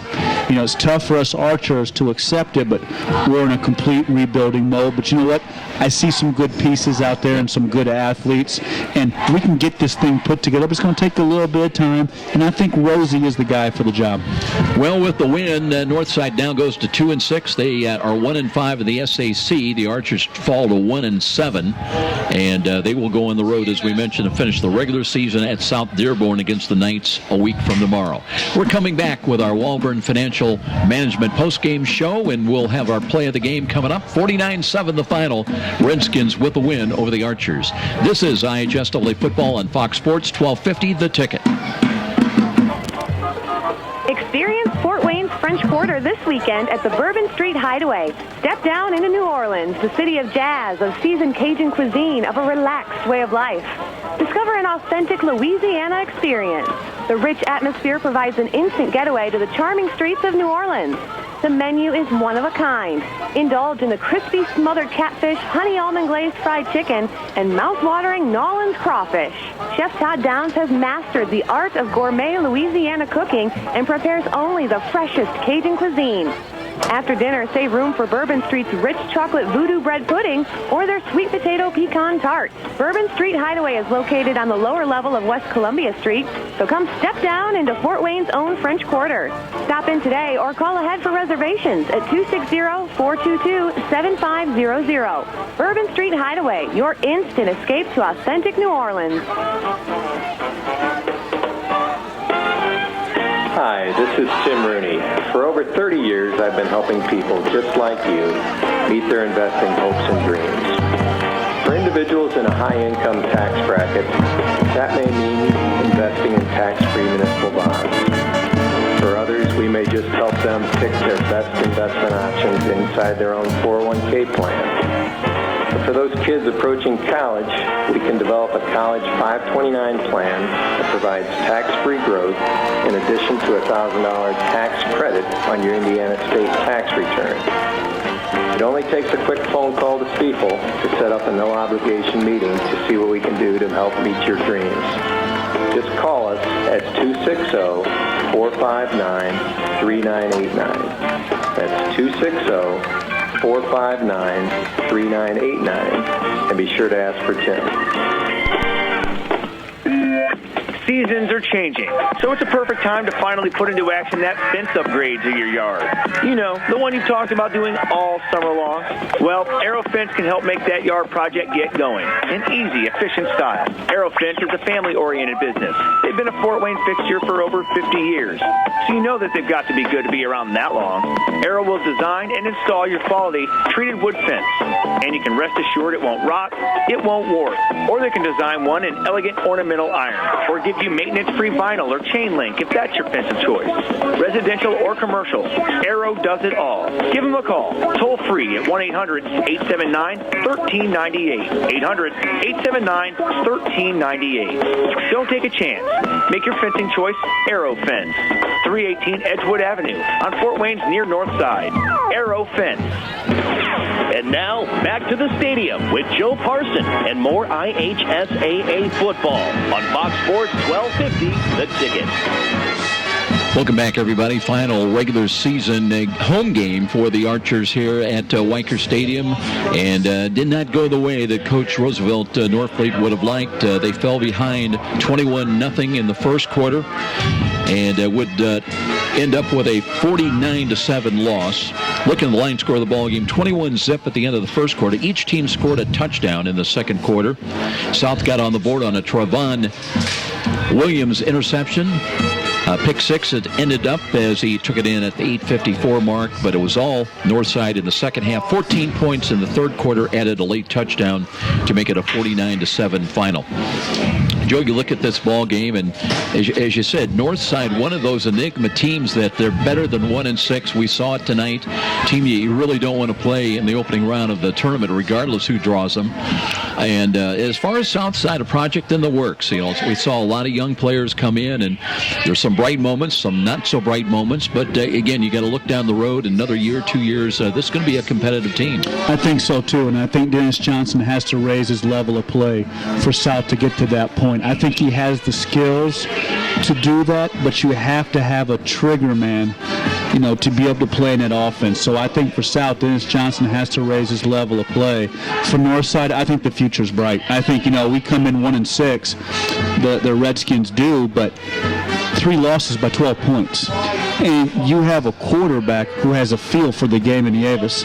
So I like what Northside has. I like more of the back. You know, I like the weapons. I really like Coach Hall. I think he's one of the better coaches in the conference. And I think they're going to beat Northrop next week. I think either Huntington or Wayne, you know, if they stay away from Snyder, I think they can win one of those games, and they can build some momentum into next year. But I like what Northside's doing. The pieces are there for Northside. Southside, we have a ways to go, Joe. Well, we'll take a look at how our game enveloped here tonight. We'll take a look at our play of the game coming up. Arian Davis, as you mentioned, he threw for a touchdown, a couple of touchdowns. He ran for a touchdown. That first one came on a 15-yard little fake quarterback option run to the left side, got in at the 8:45 mark to make it 7-0. And then our play of the game, coming up, a nice touchdown toss to Keyshawn Watson, good for 29 yards, and it sounded like this, our play of the game.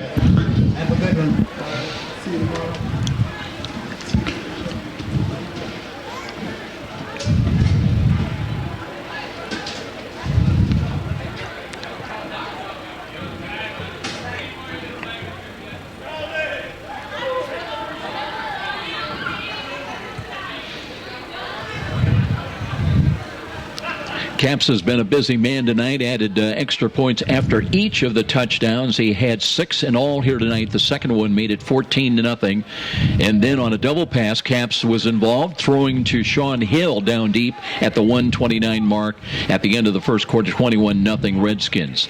Interception, though, as a fumble recovery got the ball back for North Side. They had it at the 39, but that turned in the other way as Trevon Williams bobbled the ball, deflected in the air, grabbed it, and really then fumbled it into the end zone. We think that he fell on it. We're going to credit him till we hear otherwise with the interception, pick 6 at the 8:54 mark. That would be the only score of the night for the Green of Southside. They cut it to 21-7. Maldonado adding the extra point.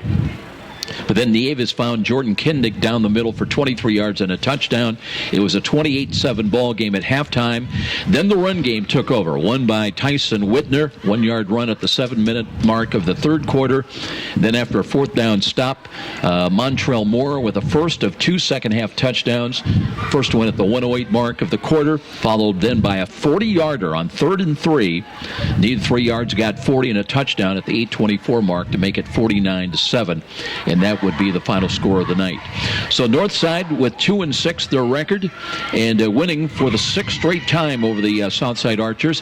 We're going to take a timeout. We'll be back after this 3-minute timeout. We'll take a look. There are some interesting scores elsewhere, so stick around. We'll be back with final comments and more of our Walburn Financial Management postgame show coming up after a break. This is IHSAA football on Fox Sports 1250 The Ticket. Every small business person has the same dread: taxes, reports, and bookkeeping. What are you to do? You know you can't afford the big guys to keep you legal and solvent.